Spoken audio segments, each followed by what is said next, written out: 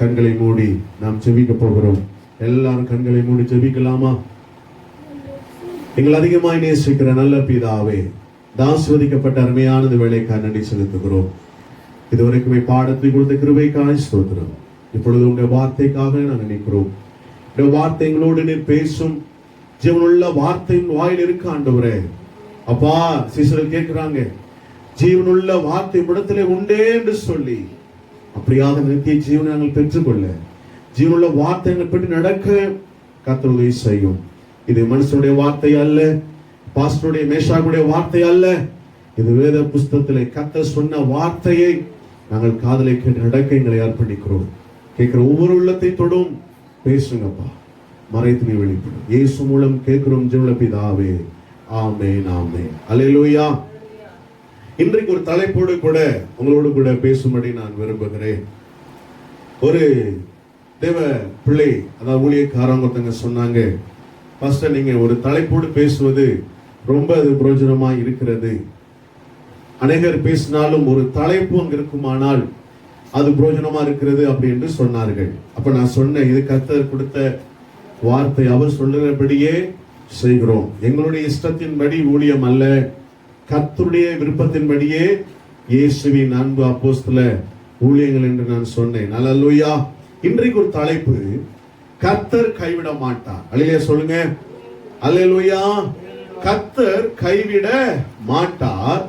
ஒரு கேள்வி கீழே, யாரை? தலைப்பு அதுதான், கர்த்தர் கைவிட மாட்டார் யாரை? ஒரு தலைப்பு. பக்கத்துல உங்க வீட்டுல இருக்கிற தேவ பிள்ளைங்க, உங்க பக்கத்துல இருக்கிற கணவன் மனைவி பிள்ளைங்க, இங்க கூடி வந்திருக்க தேவ பிள்ளைகள் கரங்களை பிடிச்சு பக்கத்துல கேளுங்க, கர்த்தர் கைவிட மாட்டார் யாரை? கேளுங்க. ஏன் அமைதியா இருக்கிறீங்களே?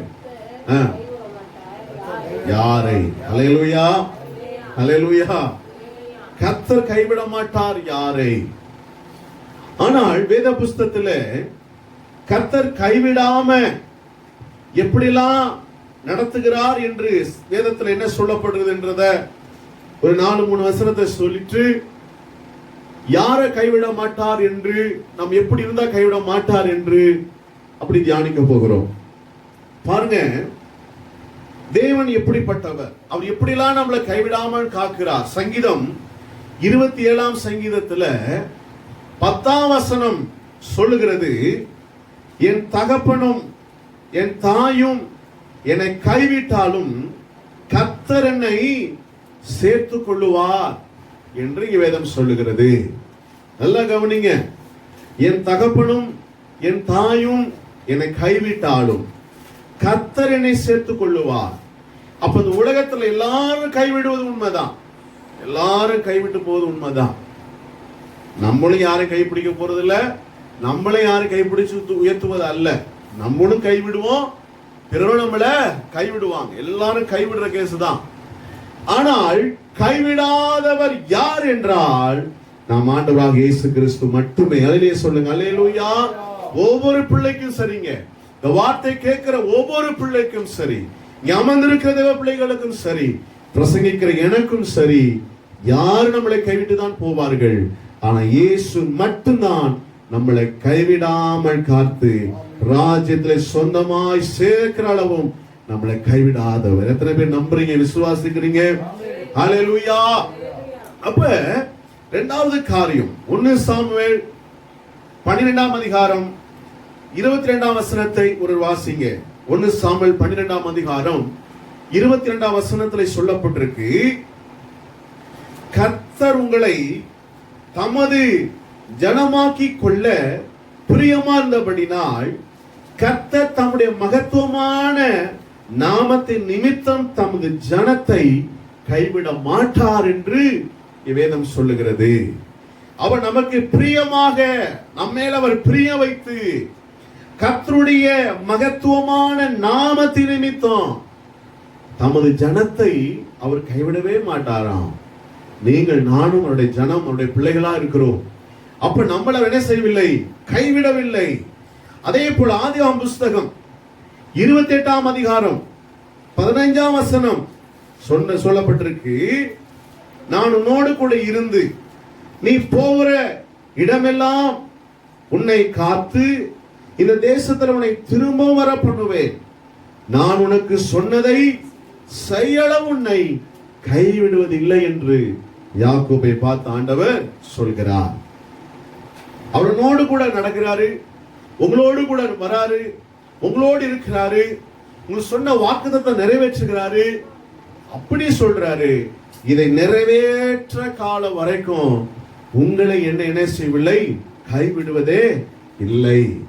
புலம்பல் 3ஆம் அதிகாரம் 3ஆம் அதிகாரத்தில் 31ஆம் வசனம் சொல்லப்பட்டிருக்கு, ஆண்டவர் என்றென்றைக்கும் கைவிட மாட்டார். ஆண்டவர் என்றென்றைக்கு நம்மளை கைவிட மாட்டார். யோசுவா 1:5 சொல்லப்பட்டிருக்கு, நீ உயிரோடு இருக்கிற நாளெல்லாம் ஒருவனும் உனக்கு ஏத்து நிற்பதில்லை. நான் மோசையோடு இருந்ததை போல நானோடு கூட இருப்பேன். நான் உன்னை விட்டு விலகுவதும் இல்லை, உன்னை கைவிடுவதும் இல்லை என்று ஆண்டவர் சொல்லுகிறார். பாருங்க, இப்படியெல்லாம் தேவன் நமக்கு வார்த்தைகளையும் வாக்குத்தத்தங்களையும் அவர் தந்து நம்மளை கைவிட மாட்டேன் என்று சொல்லி கர்த்தருடைய வார்த்தை அப்படியாக என்ன செய்கிறது, நம்மளை தேடி ஆண்டவர் சொல்கிறார். அப்ப எனக்கு அன்பான தேவ பிள்ளையே, தகப்பன் தாய் கைவிட்டாலும் இயேசு உன்னை கைவிடுவதில்லை. அவர் நாமத்தின் நிமித்தம் உன்னை கைவிடுவதில்லை. அவர் சொன்னதை செய்யலவும் உன்னை கைவிடுவதில்லை. என்னென்றைக்கு உன்னை கைவிடுவதில்லை. உனக்கு உயிரோடு இருக்க நாள் வரையும் ஒருவனும் உயர்த்து நிற்காதபடிக்கு ஆண்டவராகிய தேவன் உன்னை விட்டு விலகாம உன்னை கைவிடாம அவர் காக்கிறவர் உண்மை உள்ள தேவனா இருக்கிறார். ஹல்லேலூயா. யார் என்ன கைவிட்டாலும் இயேசு கைவிட மாட்டார். யார் என்ன கைவிட்டாலும் இயேசு கைவிட மாட்டார். கைவிட மாட்டார், கைவிட மாட்டார், கைவிட மாட்டார், கைவிட மாட்டார், கைவிடவே மாட்டார். இயேசு கைவிடவே மாட்டார். எல்லாம் சொல்லுங்க, கைவிடவே மாட்டார். இயேசு வே மாட்டார். தாயும் அவரே, தந்தையும் அவரே, தாயும் அவரே, தந்தையும் அவரே.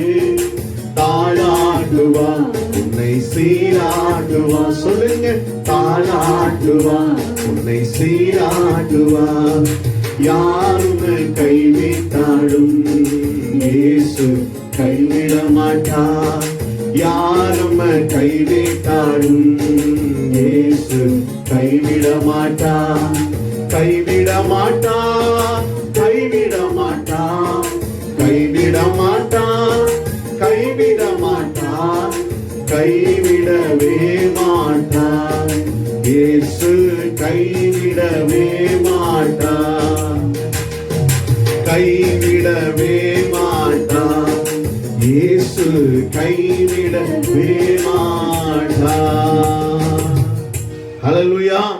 அவர் என்ன செய்யும் போதில்ல, அவர் கைவிடுவதே கிடையாது. இப்ப நல்லா கவனிங்க, இயேசு எப்படிப்பட்டவரா இருக்கிறாருங்க? அவர் யாரையும் கைவிட தெரியாத தேவன். ஹல்லேலூயா. அவர் கைவிட மாட்டார். ஆனா இப்படி எல்லாம் கர்த்தர் நம்மளை விட்டு விலகாம கைவிடாம பாதுகாக்கிற தேவன் தான். ஆனா ஒரு வார்த்தை சொன்னேன், யாரை கைவிட மாட்டார். வேதத்துல பாருங்க, வேதவாஸ்த எல்லாத்தையும் வசனங்களை நீங்க பார்க்கும் பொழுது இயேசு மனதுருக்கம் உள்ளவர், கைவிடாத தேவன், இரக்கம் உள்ளவர், அவர் பட்சபாதம் இல்லாம எல்லாரையும் நேசிக்கிறவர். ஆனால் அவர்கிட்ட ஒண்ணு எதிர்பார்க்கிற ஒரு காரியம், நம்மகிட்ட எதிர்பார்க்கிற ஒரு காரியம் என்ன தெரியுமா? ஒரு மனம் திரும்புதல். இன்னைக்கு ஆண்டவர் என்னோடு பேசின வார்த்தைகளோடு நான் சொல்லுகிறேன். தேவ சித்தமானால் தொடர்ந்து சில பாயிண்ட் ஆண்டவர் கொடுத்திருக்கிறார். அந்த வார்த்தையின்படியே சில வாரங்கள் இந்த வசனத்தை தியானிக்க போகிறோம். யாரெல்லாம் அவர் கைவிட மாட்டார் என்று சொல்லி. இன்றைக்கு முதல் காரியம், நீ மனம் திரும்பினால் உன்னை கைவிட மாட்டார். அல்லேலூயா சொல்லுங்க. ஹல்லேலூயா. யாரை அவர் கைவிட மாட்டார்? நீ மனம் திரும்பினால் இயேசு உன்னை கைவிட மாட்டார். ஒரு தலைப்பு சொன்னேன், கர்த்தர் கைவிட மாட்டார். யாரை கைவிட மாட்டார்? நீ மனம் திரும்பினார் உன்னை கைவிடுவதே இல்லை என்று வேதம் சொல்லுகிறது. இங்கே சொன்னேன், உன் தாயும் தகப்பன் உன்னை கைவிட்டாலும் கர்த்தர் உன்னை சேர்த்துக் கொள்ளுகிறார். அவர் நாமத்தின் நிமித்தம் உன்னை கைவிடாமல் காக்கிறார். உனக்கு சொன்னதை செய்யலவும் உன்னை கைவிடாமல் காக்கிறார். ஆண்டவர் என்றென்றைக்கும் கைவிடாமல் நடத்துகிறார். நீ உயிரோடு இருக்க நாள் வரையும் உன்னை விட்டு விலகாதபடி இருக்கிறார். ஆனால் நீங்கள் நானும், பிரசங்கிக்கிற நானும், கேட்கிற நீங்களும், இதை பார்க்கிற ஜனங்களும், இந்த வார்த்தை கேட்கிற ஒவ்வொரு சிறியோரும் பெரியவரும் மனம் திரும்பினாள், மனம் திரும்பினாள் நீங்கள் நானும் கைவிடுவதே கிடையாது. அல்லேலூயா. ஏற்கனவே சொல்லப்பட்ட இந்த வசனம் எல்லாம் அப்படியே உங்க வாழ்க்கையில வந்து சேரும். எல்லாருடைய கைவிட்டாலும் இயேசு உன்னை கைவிடாம ஏற்கனவே சொல்லப்பட்ட இந்த 5 வசனங்களும் உங்க வாழ்க்கையில அப்படியே வந்து சேரும். இன்னும் இங்க வேதத்தில் சொல்லப்பட்டிருக்கிற ஒரு விலகாத வசனங்கள், கைவிடாத வசனங்கள் எல்லாம் உங்க வாழ்க்கையில அப்படியே வந்து சேரும் தேவ பிள்ளையே. ஆனால் ஒன்று, மனம் திரும்பினார். உபாகம் புஸ்தகம் 30ஆம் அதிகாரம் 8ஆம் வசனத்தை ஒரு வாசிங்க கேட்போம். உபாகம் 30ஆம் அதிகாரம் 8ஆம் வசனத்தை ஒரு வாசிக்கலாம். நீயோ மனம் திரும்பி கர்த்தருடைய சத்தத்துக்கு செவி கொடுத்து, நான் இன்று உனக்கு கற்பிக்கிற அவருடைய எல்லா கற்பனையின்படி செய்வாய். அல்லேலூயா. நல்லா கவனித்துக் கொள்ளலாம். நீங்க அதுல 8ஆம் அதிகாரம் 8ஆம் வசனத்திலிருந்து 16ஆம் வசனம் வரைக்கும் வாசிக்க போறோம். முதல் காரியம் சொல்லப்பட்டிருக்கு, நீங்கள் மனம் திரும்பி கர்த்தருடைய சத்தத்துக்கு செவி கொடுக்கணும். அப்போ ஒரு டேர்னிங் நமக்குள்ள, ஒரு மாற்றம், மனம் திரும்புதல், நமக்குடைய ஸ்வாபங்கள், நம்முடைய எண்ணங்கள் எல்லாம் மாற்றம் அடைந்து தேவனுடைய வார்த்தையை நாம் செவி கொடுக்கும் பொழுது அவர் நம்மளை கைவிடாதபடி காக்கிற தேவனாய் இருக்கிறார். 9ஆம் வசனத்தை அப்படியே வாசிங்க, தொடர்ந்து வசனங்களை வாசிக்கலாம். அப்பொழுது உனக்கு நன்மை உண்டாகும்படி உன் தேவனாகிய கர்த்தர் உன் கைகள் செய்யும் எல்லா வேளைகளிலும் கர்ப்பத்தின் கனியிலும் உன் மிருக ஜீவனின் பலனிலும் உன் நிலத்தின் கனியையும் உனக்கு பரிபூரணமாக செய்வார்.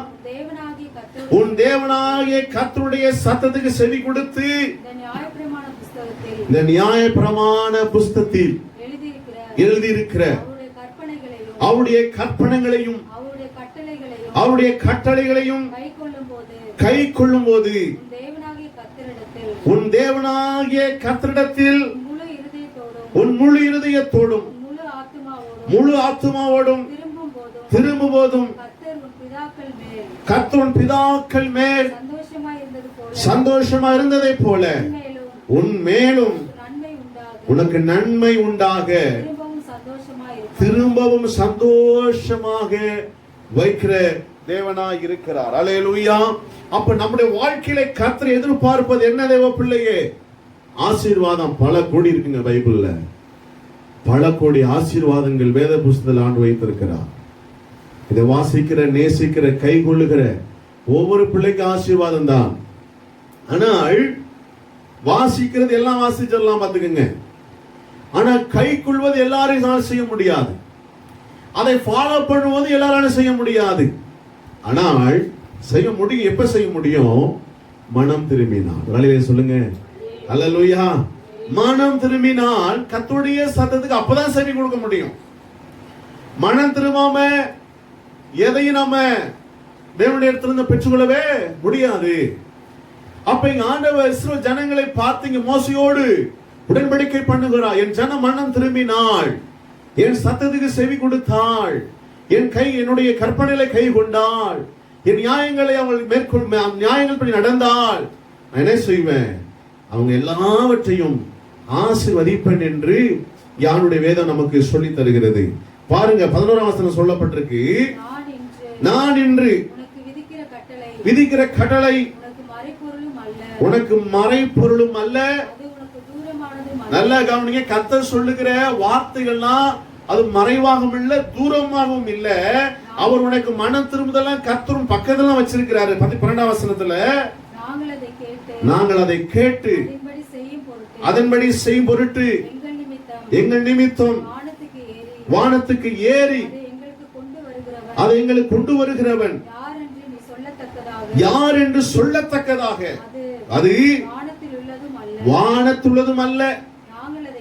நாங்கள் அதை கேட்டு அதன்படி செய்யும் பொருட்டு எங்கள் நிமித்தம் சமுத்திரத்தை கடந்து அதை கொண்டு வருவன் யார் என்று நீங்கள் சொல்லத்தக்கதாக அது சமுத்திரத்திற்கு அப்புறத்திலும் அது அல்ல. நீ இந்த வார்த்தையின்படியே செய்யும் பொருட்டு அது உனக்கு மிகவும் மிகவும் சமீபமாய் உன் வாயிலும் உன் இருதயத்திலும் இருக்கிறது. அலையிலே சொல்லுங்க அல்லேலூயா. மனம் திரும்புதல் எங்கேயோ அங்கேயோ தேடுவது அல்லங்க. மனம் திரும்புதல் உங்கள் இருதயத்திலே, உங்க வாயிலே, உங்கள் இருதயத்திலும் இருக்கிறது. அவர் உங்களை தான் பார்த்து, நம்மளை பார்த்துதான் இந்த காலங்களை சொல்லுகிறார்.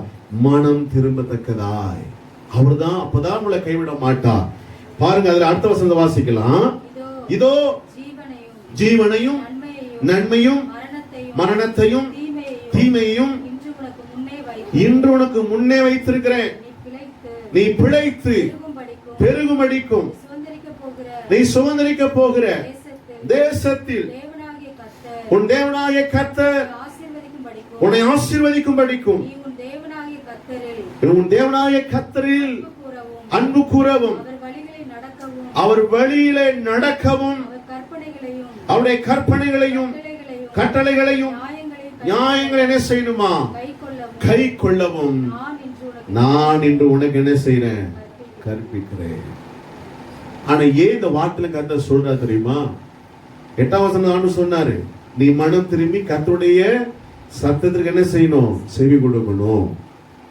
ஆனா இஸ்ரவேல் ஜனங்களுக்கு இவ்வளவு வார்த்தைகளை, வசனத்தை தெளிவாய் திட்டமாய் அவர் போதித்து கொண்டு வருகிற நேரத்தில் இங்கே சொல்லப்பட்டிருக்கு. 17ஆம் வசனத்தை கேளுங்க. 17ஆம் வசனத்தை கேளுங்க, வாசிப்போம். நீ கேளாதபடிக்கு மனம் பேதித்து இழுப்புண்டு போய் வேற தேவர்களை பணிந்து அவர்களை சேவிப்பாயானால். நல்ல கவனிங்க, ஆண்டு சொல்றாரு, நீ மனம் திரும்பணும். இல்லனா நீ என்ன செய்யப்பட்டு 17ஆம் வசனத்துல நீ என்ன செய்ய போற? நீ பேரழிந்து மனம் போதித்து இழுப்புண்டு போகிற ஒரு காரியங்க. ஆண்டு சொன்னாரு, அந்த வார்த்தை, ஜீவனுள்ள வார்த்தை உன் வாயில இருதயத்திலிருந்து நீ மனம் திரும்ப வேண்டும். ஆனா மனம் போதித்த இடங்கள்லாம் நம்ம போய் இழுப்புண்டவர்களாய் போய் கர்த்தருடைய வார்த்தைக்கு நாம் செவி கொடுக்காமல் போகிற அந்த சூழ்நிலையில் ஆண்டு சொல்றாரு, நீ மனம் திரும்பணும். இவங்க என்ன செஞ்சாங்க? அந்நிய தேவர்களை சேவித்தார்கள். இன்னைக்கு நீங்கள் நான் அந்நிய தேவரை சேவிக்கவில்லை, ஆண்டவராக இயேசு கிறிஸ்துவை சேவிக்கிறோம். ஆனால் தேவன் வைக்கிற இடத்திலே, தேவனை சேவிக்கிற அந்த இதயத்திலே வேற எதை வைத்தாலும் அது தேவனுக்கு அருவருப்பான வேதம் நமக்கு சொல்லி தருகிறது. தேவனை உயர்த்துகிற அந்த இடத்திலே, தேவனை வைத்து பார்க்கிற அந்த இடத்திலே பொருளையோ உலகத்தில் இருக்கிற ஆஸ்தி அந்தஸ்தையோ இச்சைகளையோ நீ உள்ளுக்குள்ள வைப்பாயானால் அதுல இருந்து இன்றைக்கு மனம் திரும்புகிற தேவ பிள்ளையா நீ மாற வேண்டும். பாருங்க, உபாகமம் புஸ்தகத்துல 4ஆம் அதிகாரத்தில் 27ஆம் வசனத்தை ஒரு வாசிக்கலாம். உபாகமம் புஸ்தகம் 4:27ஆம் வசனத்தை ஒரு வாசிக்கலாம். கர்த்தர் உங்களை புறஜாதிகளுக்குள்ளே சிதறடிப்பார். கர்த்தர் உங்களை கொண்டு போய் விட போகிற ஜாதியிடத்தில் கொஞ்ச ஜனங்களாய் மீந்திருப்பீர்கள். அங்கே காணாமலும் கேளாமலும் சாப்பிடாமலும் முகராமலும் இருக்கிற மரமும் கல்லுமான மனுஷர் கைவேலாகிய மனுஷனுடைய கையினால் செய்யப்பட்ட தேவர்களை சேவிப்பீர்கள். அப்பொழுது அங்கிருந்து உன் தேவனாய் கர்த்தரை தேடுவாய், உன் முழு இருதயத்தோடும் ஆத்துமாவோடும் அவரை தேடும்போது அவர் கண்டடைவாய். நீ வியாக்குலப்பட இவைகள் எல்லாம் உன்னை தொடர்ந்து பிடிக்கும் போது கடைசி நாட்களில் உன் தேவனாகிய கர்த்தரிடத்தில் திரும்பி அவர் சத்தத்துக்கு நீ கீழ்ப்படிவாயானால் உன் தேவனாகிய கர்த்தர் இரக்கமுள்ள தேவனா இருக்கிறபடினால் அவர் உன்னை அப்ப கைவிட மாட்டார், உன்னை அழிக்கவும் மாட்டார். உன் பிதாக்களுக்கு தம் ஆணையிட்டு கொடுத்த உடன்படிக்கையை மறக்கவும் மாட்டார் என்று வேதம் நமக்கு தெளிவாய் சொல்லுகிறது. அல்லேலூயா. எனக்கு அன்பான தேவ பிள்ளைகளே, உபாகம் 30:17 சொல்லப்பட்டது, அவங்க மனம் போன போக்கில் இழுப்புண்டு போய் அந்நிய தேவர்களை சேவித்தார்கள். இங்க ஆண்டு சொல்றாரு, இங்க பாருங்க, காணாமலும் கேளாமலும் சாப்பிடாமலும் முகராமலும் இருக்கிற மரமும் கல்லும் மனுஷ கையினால் செய்யப்பட்ட தேவர்களை சேவிக்கிறார்கள். இப்படி சேவிக்கிற இவர்கள் ஆண்டு பக்கமாய் திரும்பி முழு மனதோடும் முழு ஆவியோடும் முழு சிந்தையோட இடத்துல அன்பு கூற கடவுள் பொழுது அப்ப சொல்றாரு, நான் உன்னை விட்டு விலக மாட்டேன். எனக்கு அன்பான தேவ பிள்ளையே, கர்த்தர் என்ன சொல்லுகிறார்? தேவனை வைக்கிற இடத்துல அந்நியர் காரியத்தை வைக்காதீங்க. இன்னைக்கு நம்ம வாழ்க்கையில் எத்தனையோ காரியத்துல தேவனை ஒரு சப்போர்ட்டாக என்றோம். ஆண்டவர் இயேசு கிறிஸ்து ஏதோ ஒன்று நினைச்சிட்டு இருக்கிறோம். அப்படி அல்ல. தேவன் உன் இருதய முழுவதும், அதான் ஆண்டவர் சொல்றாரு, முழு இருதயத்தோடு கர்த்தரிடத்தில் நீ அன்பு கூறணும். உன்னுடைய இருதயம் முழுவதும் தேவனால் நிரப்பப்பட்டிருக்கணும். உங்கள் இருதயம் முழுவதும் தேவனுடைய வார்த்தையால் நிரப்பப்பட்டிருக்கணும். உங்கள் இருதயம் முழுவதும் தேவனுடைய கிருபை நிரம்பியிருப்பதை நீ உணரணும். உங்கள் இருதயம் முழுவதும் தேவனுடைய சத்தம் கேட்டு நடக்கிற பிள்ளையாய் நீ நிரப்பப்பட்டிருக்கிற பிள்ளையாக மாற வேண்டும். எனக்கு அன்பான தேவ பிள்ளையே, அதான் கர்த்தர் எதிர்பார்க்கிறார். இவர்கள் காணாதும் கேளாதும் முகராதும் சாப்பிடாததுமாய் இருக்கிற கல்லை மண்ணை செவிக்கும் பொழுது இவங்க வாழ்க்கையில் ஒரு பெரிய மாற்றங்கள் தடுமாற்றங்கள் வந்தது. ஆண்டவர் சொல்றாரு, வானத்தை பூமி படைத்த சர்வவல்லமையுள்ள தேவனாகிய கர்த்தரிடத்துல முழு அன்பு முழு இருதயத்தோடு அன்பு செய்யும் பொழுது, முழு இருதயத்தோடு அன்பு செய்யும் பொழுது, அப்ப தேவன் உன்னை கைவிடாதபடி உன்னை காத்து உன்னை வழிநடத்தி தேவ ஆசீர்வாதத்தை மகிமையினால் உன்னை நிரப்பவர் போதுமான தேவனாய் இருக்கிறார். எசேக்கியேல் புஸ்தகம் 18ஆம் அதிகாரம் 30ஆம் வசனத்தை நான் வாசிக்கலாம். எசேக்கியேல் 18:30ஆம் வசனத்துல, ஆகையால் இஸ்ரவேல் வம்சத்தாரே, நான் உங்களில் அவன் வழிகளுக்கு தக்கதாக நியாய தீர்ப்பேன் என்று கர்த்தராகிய ஆண்டவர் சொல்கிறார். நீங்கள் மனம் திரும்புங்கள், உங்களுடைய எல்லா மீறுதலையும் விட்டு திரும்புங்கள், அப்பொழுது அக்கிரமம் கேட்டுக்கும் காரணமா இருப்பதில்லை என்று கர்த்தர் சொல்லிவிட்டார். அல்லேலூயா. அப்ப என்ன ஆண்டு சொல்றாருங்க? ஆகையால் இஸ்ரவேல் வம்சத்தாரே, நான் உங்களில் அவனவன் வழிகளுக்கு தக்கதாக நியாயம் தீர்ப்பேன் என்று கர்த்தர் சொல்லுகிறார். அப்படியே மொத்தமா ஆண்டு செய்வது அல்ல. ஒவ்வொரு ஆளையும் ஒவ்வொரு மனுஷனையும் இந்த உலகத்துல பிறந்த எல்லாரையும் அவர் தனித்தனியாய் நியாயம் விசாரிக்கிற தேவனாய் இருக்கிறார். ஒரு 100 பேரை கூப்பிட்டு அப்படியே நியாயம் விசாரிப்பது அல்ல. உலகம் முழுவதும் இன்றைக்கு ஜனங்கள் இருக்கிறார்கள், கர்த்தரை ஆராதிக்கிற ஜனங்கள் இருக்கிறார்கள், அறியாதவர்கள் இருக்கிறார்கள். அவர் எல்லாரையும் கர்த்தர் நிறுத்தி அவன் தன் வழியில் என்னென்ன செய்தான், எப்படி வாழ்ந்தான், தேவனுடைய வார்த்தை கேட்டு எப்படி நடந்தான், எப்படி அவன் ஜீவித்தான் என்று கர்த்தர் அவன் வழிகளுக்கு தக்கதாகவே நியாயம் விசாரிக்க போகிறார். அதனாலதான் கர்த்தர் சொல்லுகிற வார்த்தை, நான் உன்னை கைவிடுவதில்லை தான், உன்னை மறப்பதில்லை தான், உன்னை சொன்னதை செயல் உன்னை உயர்த்தி உன்னை பாதுகாக்கிற தேவன் தான். ஆனால் நீ மனம் திரும்பி இருக்கிறாயா? நீ கர்த்தரிடத்திலே மனம் திரும்பி இருக்கிறாயா? மனம் திரும்பி நீ வழி போன போக்கிலே போய்விட்டாயா? உன் வாழ்க்கை பாவத்திலே சாபத்திலே போய்விட்டாதா? கர்த்தருடைய வார்த்தையை கேட்டு நடக்காமல் தவறி போய்விட்டாயா? கர்த்தர் உங்களை பார்த்து கர்த்தர் கேட்கிறார், அவன் அவன் தன் தன் வழிகளுக்கு தக்கதாக நியாயத்தீர்ப்பன் என்று ஆண்டவராய் கர்த்தர் சொல்லுகிறார். நீங்கள் மனம் திரும்பினார் உங்களுடைய எல்லா மீறுதலைக்கு விட்டு என்ன செய்யுங்க, திரும்புங்க. நல்லா கவனித்து பாருங்க தேவ பிள்ளையே, நம்ம எந்தெந்த விஷயத்துல மீறுதல் பண்ணிருக்கிறோம், தவறுகளை பண்ணிருக்கிறோம், எதை மிகப்படுத்தி பேசியிருக்கிறோம், எதை குறைச்சி பேசியிருக்கிறோம், தேவனுக்கு அருவருப்பான காரியங்களை எந்தெந்த மீறுதலான காரியத்தை நம்ம செய்திருக்கிறோம் என்பதை அவன் வழிகளை தேவன் பார்க்கிறார். இந்த கர்த்தர் சொல்லுகிற வார்த்தை இந்த கடைசி காலத்தில் வாழ்ந்து கொண்டிருக்கும் தேவ பிள்ளையே, ஒவ்வொரு நாள் நமக்கு ஒவ்வொரு நாள் குறைந்து போய் கொண்டிருக்கிறது. இந்த கொரோனா வைரஸ் திடீர்னு வந்ததை போல இந்த உலகத்திலே கர்த்தர் சொன்ன வார்த்தையெல்லாம் திடீர்னு நடக்க போகிறது. அந்த கோவாக்கினிகளுக்கு தப்பித்துக் கொள்வதற்கு இந்த காலவெளியில் கர்த்தர் சொல்லுகிற எச்சரிப்பின் வார்த்தை சத்தத்தை நாம் கேட்டு நம்முடைய தேவன் சமூகத்தில் நாம் மனம் திரும்பினவர்களாய் காணப்பட்டு எல்லா மீறுதலை விட்டு நாம் திரும்பும் பொழுது நம்முடைய அக்கிரமத்தை அவர் பார்க்காதபடி, நம்முடைய அக்கிரமம் நீங்கும்படி தேவன் நம்ம இரக்கம் செய்கிறவராக இருக்கிறார். இஸ்ரவேல் ஜனங்கள் தன் வழிகளெல்லாம் கெடுத்துக் கொண்டார்கள், தன் வழியெல்லாம் பாவம் செய்து கொண்டிருந்தார்கள்.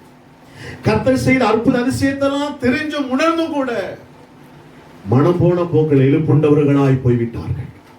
அது ஆண்டவர் பாரத்தோடு சொல்லுகிறார். எசேக்கியேல் தீர்க்கதரிசன புஸ்தகங்களை நீங்க வாசித்து பாருங்க. எச்சரிப்பின் சத்தம் வல்லமையாக கேட்கப்பட்டிருக்கும். அங்க ஆண்டவருடைய வார்த்தை வல்லமையாய் சொல்லி கொண்டிருக்கும். என் பிள்ளைங்க மனம் திரும்பணும், மனம் திரும்பணும், மனம் திரும்பணும், மனம் திரும்பணும். மனம் திரும்பும் போது கர்த்தர் எவ்வளவு இரக்கமுள்ள தேவனா இருக்கிறார் தெரியுமா? பாருங்க, ஒரு வசனத்தை உங்களுக்கு சொல்லுகிறேன். சங்கீதம் 86 சங்கீதம் 15 வசனத்தை ஒரு வாசிப்பு. 86 சங்கீதம் 15 வசனத்துல ஆனால் ஆண்டவரே நீ மனதுருக்கமும் இரக்கமும் நீடிய பொறுமையும் பூரண கிருபையும் சத்தியமுள்ள தேவன். அல்லேலூயா சொல்லுங்க. அல்லேலூயா. மனம் திரும்ப வாழும்போது என்ன சொல்றாரு பாருங்க. அவர் நீ மனதுருக்கமும் இரக்கமும் நீடிய பொறுமையும் பூரண கிருபையும் சத்தியமுள்ள தேவன். நம்ம மேல பூரண கிருபை உள்ளவர், நம்ம மேல அன்பு நிறைந்தவர். அப்ப நம் மனம் திரும்பி வாழ்வதற்கு இன்றைய எத்தனை பேர் உங்களை அர்ப்பணிக்க போறீங்க? எத்தனை பேர் அர்ப்பணிக்க போறீங்க? அந்நிய தேவர்களை சேவிப்பது மட்டும் பாவம் அல்ல, தேவனை சேவிக்கிற இடத்திலே தேவனுக்கு அருவருப்பானது எதை நாம் மனதில் வைத்தாலும் சிந்தனை வைத்தாலும் அது பாவம் தான். இன்றைக்கு கர்த்தர் சொல்லுகிறார், அவைகளை விட்டு நாம் மனம் திரும்பி தேவனோடு நீ கரம் பிடிப்போம் என்றால் அப்பாண்டு சொல்லுவார், நான் உன்னை கைவிடவில்லை. வசனத்தை வேகமா வாசிக்க போகிறோம். அப்ப அவருடைய பாருங்க வருகை கூட ஏன் தாமதிக்கும் தெரியுமா? இன்றைக்கு எல்லாம் சொல்றோம் ஐயஸ் வரப்போறார், ரைட் வரப்போறார், உண்மைதான். 2020 வருஷத்துக்கு முன்பாக இந்த வார்த்தை சொல்லப்பட்டு கொண்டே இருக்கு. பவுல் செய்த ஊழிய நாட்களே, பெரு செய்த ஊழிய நாட்களிலே சொல்லப்பட்டிருக்கு. ஏன் இயேசு கூட சொல்லியிருக்க, நான் போய் சீக்கிரம் உங்களோட வரப்போறேன்னு சொல்லியிருக்கிறாரு. வெளிப்படுத்த விஷயம் சொல்லப்பட, இதோ நான் சீக்கிரமாய் வருகிறேன். ஆனால் அந்த சீக்கிரமாய் வருவதற்கு முன்பாக ஏன் தாமதம்? ஏன் தாமதம்? ஒரு வசனத்தை உங்களோட நான் சொல்லும்படி விரும்புகிறேன். 2 பேதுரு 3 அதிகாரம் 9 வசனத்தை ஒரு வாசிக்க கேட்போம். 2 பேதுரு 3:9 வசனம். தாமதிக்கிறார் என்று சிலர் எண்ணுகிறபடி கர்த்தர் தமது வாக்குத்தத்தத்தை குறித்து தாமதமாயிராமல், நல்ல கவனிங்க, ஒருவரும் கெட்டு போகாமல் எல்லாரும் மனம் திரும்ப வேண்டும் என்று விரும்பி நம்மேல் நீடிய பொறுமை உள்ளவராக இருக்கிற அவசியம். நல்ல கரங்களை தட்டி ஆண்டவருக்கு ஒரு நன்றி சொல்லுங்க. ஹல்லேலூயா, ஹல்லேலூயா, ஹல்லேலூயா, ஹல்லேலூயா. ஒருவரும் கெட்டு போக கூடாது, எல்லாரும் மனம் திரும்பி வேணும் என்று கர்த்தர் விரும்புகிறாரா? இந்த உலகத்துல யாராவது விரும்புவாங்களா? நீங்க நல்லா இருக்கணும் யாராவது விரும்புவாங்களா? நல்லா நினைச்சு பாருங்க. உங்களோட கூட இருக்கிறவங்களே நினைக்க மாட்டாங்க. நீங்க நல்லா உயர்ந்திருக்கணும், நல்லா வாழணும், நல்லா நீங்க செழிப்பா இருக்கணும், நல்லா வீடு கட்டணும், நல்லா நீங்க இந்த உலகத்தில் இருக்கிற எல்லா மேன்மையில நீங்க ஆசுவாரத்துல செழித்திருக்கணும் யாரா விரும்புவாங்களா? விரும்புவாங்க, முகத்துக்கு முன்னாடி விரும்புவாங்க, ஆனா உள்ளுக்குள்ள விஷம் இருக்கும். ஆனா இயேசு சொல்றாருங்க, அவர் ஏன் தாமதிக்கிறார்? அந்த வசனம் மீண்டும் வாசிக்கும் பொழுது, தாமதிக்கிறார் என்று சிலர் எண்ணுகிறபடி கர்த்தர் தமது வாக்குத்தத்தத்தை குறித்து கூட தாமதம் இராம, நல்லா கவனிங்க, எவ்வளவு அக்கறை உள்ள தேவன், எவ்வளவு பொறுப்புள்ள தேவன், எவ்வளவு அன்புள்ள தேவன், எவ்வளவு கர்சனை உள்ள தேவனா என்று சொல்றாரு. ஒருவரும் கெட்டு போக கூடாதுங்க. இந்த பூமியில் இருக்கிற எல்லாரும் கெட்டு போக கூடாதபடிக்கு இந்த உலகத்தை எத்தனையோ மதங்கள் ஜாதிகள் பிரிந்து கிடக்கிறது. இந்த உலகம் முழு எத்தனை மொழிகள் கிடக்கிறது. இந்த உலகம் முழு எத்தனையோ தேசங்கள் இருக்கிறது. ஆனால் ஆண்டவர் எல்லா ஜனத்தை பார்த்து சொல்லுகிற ஒரு வார்த்தை, ஒருவரும் கெட்டு போகாமல் எல்லாரும் மனம் திரும்ப வேண்டும் என்று இயேசு விரும்புகிறார். இன்னொரு அழிலே சொல்லுங்க, அல்லேலூயா. இயேசு விரும்புகிறார், இயேசு விரும்புகிறார். நீங்கள் நானும் கெட்டு போக கூடாதபடி இயேசு விரும்புகிறார். நீங்கள் நானும் மனம் திரும்ப வேண்டும் என்று இயேசு விரும்புகிறார். அவர் நீடிய நம்ம நீடிய பொறுமை உள்ளவராய் அவர் இருக்கிறார். எனக்கு அன்பான தேவ பிள்ளையே, இயேசு உன்னை கைவிட மாட்டார். எப்ப நீ மனம் திரும்பும் பொழுது. அப்ப அவர் நீடிய பொறுமையா ஏன் இருக்கிறாரு? அவர் ஏன் சீக்கிரமா வரேன்னு சொல்லிட்டு தாமதிக்கிறாரு? சீக்கிரம் என்றால் ஒரு செகண்ட்ல வந்துடணுமே. ஆனால் இன்னும் கெட்டு போய் அழிந்து பாவத்திலே சாபத்திலையும் இன்னும் தேவனுடைய வார்த்தை கேட்டு எச்சரிப்பை கேட்டு இன்னும் மனம் திரும்பாத தேவ பிள்ளைகள் இன்னும் மனம் திரும்ப வேண்டும். இந்த உலகத்தை அறியாத தேவ பிள்ளைகளும் தேவனை அறியாத உலகத்தில் இருக்க தேவ பிள்ளைகளும் மனம் திரும்ப வேண்டும். அவர் அறிந்து கொள்ள வேண்டும். இந்த கொள்ளை நோய் வந்து கொரோனா வைரஸ் சொன்னாலும் கூட எவ்வளவு பேர் அவரை பாதுகாத்துக் கொண்டிருக்கிறார். சுகாதார அமைப்பில் இருக்கிற ஒரு சகோதரி ஒரு வாட்ஸ்அப் அனுப்பினாங்க. அவங்க சொன்ன ஒரு வார்த்தை, நிறைய பேர் இறந்து விட்டார்கள் என்று அமெரிக்க தேசத்துல மற்ற தேசத்தெல்லாம் சொல்லப்படுகிறது. இறந்தவர்கள் எல்லாம் வயசானவர்கள், 60-70 வயசுக்கு மேல உள்ளவர்கள், நோய் எதிர்ப்பு சக்தி கம்மியா இருந்து எல்லாம் இறந்து விட்டார்கள். ஆனால் நம்ம இந்திய தேசத்தில் இருக்கிற மண், இந்திய தேசத்தில் இருக்கிற ஆகாரம், உணவு எல்லாம் நமக்கு ஒரு நன்மைக்கு எதுவா இருக்கு என்று சொன்னார்கள். வாதை சொன்னாங்க, இந்த கொரோனா வைரஸ் என்பது இது பெரிய பயமுத்துது அல்ல. இது எப்படி எல்லாத்துக்கும் ஒரு காய்ச்சி வருமோ, சிக்கன் குனியா வந்ததோ, அதே போல எல்லாத்துக்கும் ஒரு நாள் வரதான் போகிறது. ஆனால் நாம் இருக்க இடத்தை சுத்தமாய்த்துக் கொண்டு இருக்க இடத்தை ஒழுங்கான ஆகாரத்தை சரியாக நாம் சாப்பிட்டு வாழ்வோம் என்று சொன்னால் இதிலிருந்து நாம் பாதிக்கப்படாதபடி காக்கப்படுவோம் என்று அவர்கள் சொல்லுகிறார்கள். இது உலகத்து புறமா நடக்கிற ஒரு காரியம். ஆனா இந்த கொரோனா வைரஸ் ஒரு வேலை அப்படியே விட்டுருந்தா இன்னைக்கு எல்லாம் உலகம் முடிஞ்சிருக்கும். ஆனா ஏன் தெரியுமா நீடிய பொறுமை இருக்க? ஏன் தெரியுமா? மனம் திரும்புவதற்கு அவசியம் உள்ள தேவ பிள்ளைகள் இன்னும் இருக்கிறார்கள். அவசியம் இல்லாதவர்களை கர்த்தர் எச்சரிப்பின் வார்த்தை கொடுத்து மனத்திற்கு ஏதுவான காரியங்களை செய்யும்படி தேவன் விரும்புகிறார். இந்த வார்த்தை கேட்கிற நாம் கூட இருதலை மனம் திரும்ப வேண்டும். அதை கர்த்தரோடு இடைப்படும்படி விரும்புகிறார். பாருங்க, அப்ப இயேசப்பா முதல்ல பிரசங்கம் பண்ணது அதுதான். இங்கே வேதம் சொன்னபடியே எல்லாரும் கெட்டு போகாம எல்லாரும் மனம் திரும்ப வேண்டும் என்று விரும்பின தேவன் முதல் பிரசங்கமே வாசிங்க. மத்திய சுவிசேஷம் 4ஆம் அதிகாரத்துல 17ஆம் வசனம் சொல்லப்பட்டிருக்கு. ஆது முதல் ஏன் சொல்றாரு? மனம் திரும்புங்கள், பரலோக ராஜ்யம் சமீபித்திருக்கிறது என்று பிரசங்கம் பண்ண தொடங்கினாராம். அது முதல் என்றைக்கு கர்த்தர் சொன்னார் அன்று முதல் இன்று வரைக்கும் இந்த சத்தம் கேட்டுக்கொண்டுதான் இருக்கிறது நம் உள்ளத்திலே. மாத்திரம் ஒரு முறை, இல்ல மாத்திரம் 2 முறை, இல்ல மாத்திரம் 3 முறை மனம் திரும்புங்கள் என்ற வார்த்தை நம் உள்ளத்திலே கர்த்தர் சொல்லிக் கொண்டுதான் இருக்கிறார். ஒரு நினைக்கலாம் அந்த பிரசங்கம் இது என்ன சுவிசேஷத்துக்குரிய பிரசங்கமே, மனம் திரும்புன்னு பாஸ் பேசுறாரு நினைக்கிறீங்களா? மனம் திரும்புதல் எனக்கு உங்களுக்கு இதை கேட்கிற எல்லாத்துக்கும் நாங்க எல்லா விஷயத்திலையும் மனம் திரும்ப வேண்டும். ஒவ்வொரு நாளும் இதயம் புதிதாக்கப்பட்டு கொண்டே இருக்கப்பட வேண்டும். புதிய மாற்றத்துக்குள்ளே வந்து கொண்டே இருக்கப்பட வேண்டும். அப்ப ஆண்டு சொல்றாரு மனம் திரும்புங்கள், பரலோகராஜ்யம் ஆயத்தமாயிடுச்சுப்பா. இயேசு என்னைக்கு இந்த பூமிக்கு வந்தாரோ அன்னைக்கும் அங்க ஆயத்தமாக்கப்பட்டு கொண்டே இருக்கிறது. இங்கிருந்து ஜனங்களை கொண்டு போவதற்கு பாவத்தை சாபத்தையும் வாழ்ந்த நம்மள தேவன் எல்லாவற்றையும் மாற்றி அவருடைய ராஜ்யத்துக்கு கொண்டு போகத்தக்கதாய் கர்த்தர் அது முதல் இன்று வரைக்கும் சொல்லுகிற வார்த்தை மனம் திரும்ப வேண்டும் என்று. பாருங்க, இன்னொரு வசனத்தை வாசிங்க. மத்திய சுவிசேஷத்திலே 13ஆம் அதிகாரம் 15ஆம் வசனத்தை ஒரு வாசிக்கலாம். 13ஆம் அதிகாரம் 15ஆம் வசனத்தை ஒரு வாசிக்கலாம்.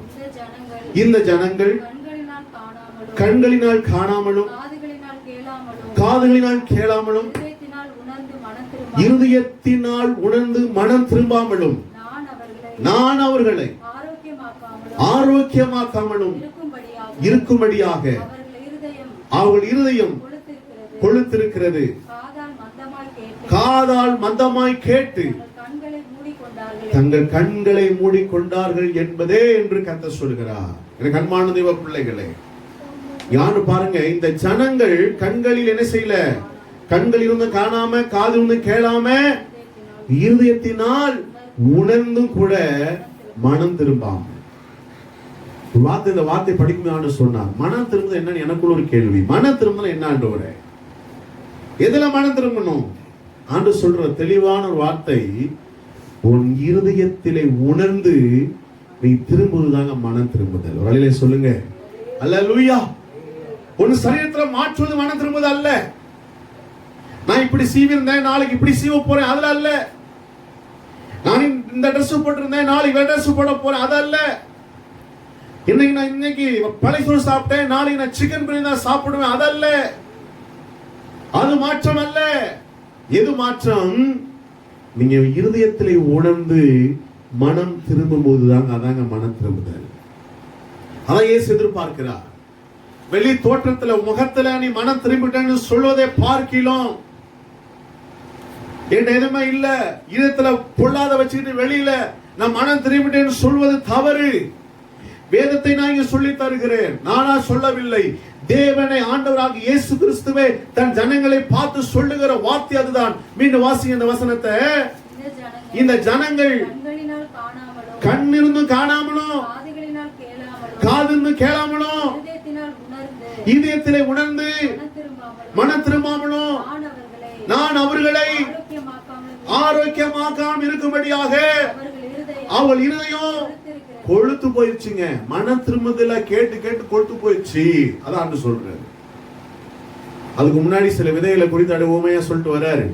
ஆனா இங்க சொல்ல வார்த்தை என்ன சொல்றாரு?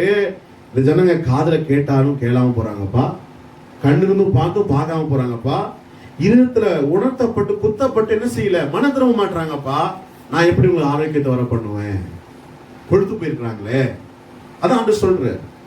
அப்ப இந்த காலங்களை கத்த சொல்லுகிற வார்த்தை, நீ உணர்ந்து மனம் திரும்பினால் நிச்சயமா தேவனை கைவிட மாட்டார். நம்ம அநேகத்தை சொல்றோம், இயேசு நம்மளை கைவிட்டுட்டாரே, அழுகிறோம்.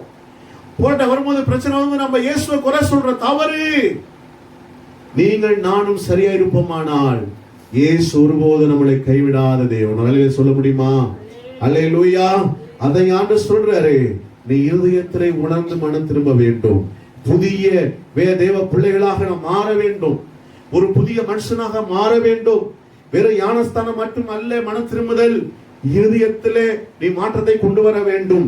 பாருங்க, மத்திய சுவிசேஷத்து 3ஆம் அதிகாரம் 11ஆம் வசனத்தில் சொல்லப்பட்டிருக்கு, மனம் திரும்புதற்கென்று நான் ஜலத்தினால் ஞானஸ்தானம் கொடுக்கிறேன், எனக்கு பின் வருகிறவரோ என்னிலும் வல்லவராய் இருக்கிறார், அவருடைய பாதரட்சையை சுமப்பதற்கு நான் பாத்திரம் அல்ல. யாண்டி பாருங்க, யோவான் ஸ்தானங்கள் சொல்லுகிறார், மன திரும்புதலுக்கு ஏதுவான அவர் ஜலத்தில ஞானஸ்தானத்தை அவர் கொடுக்கிறார்.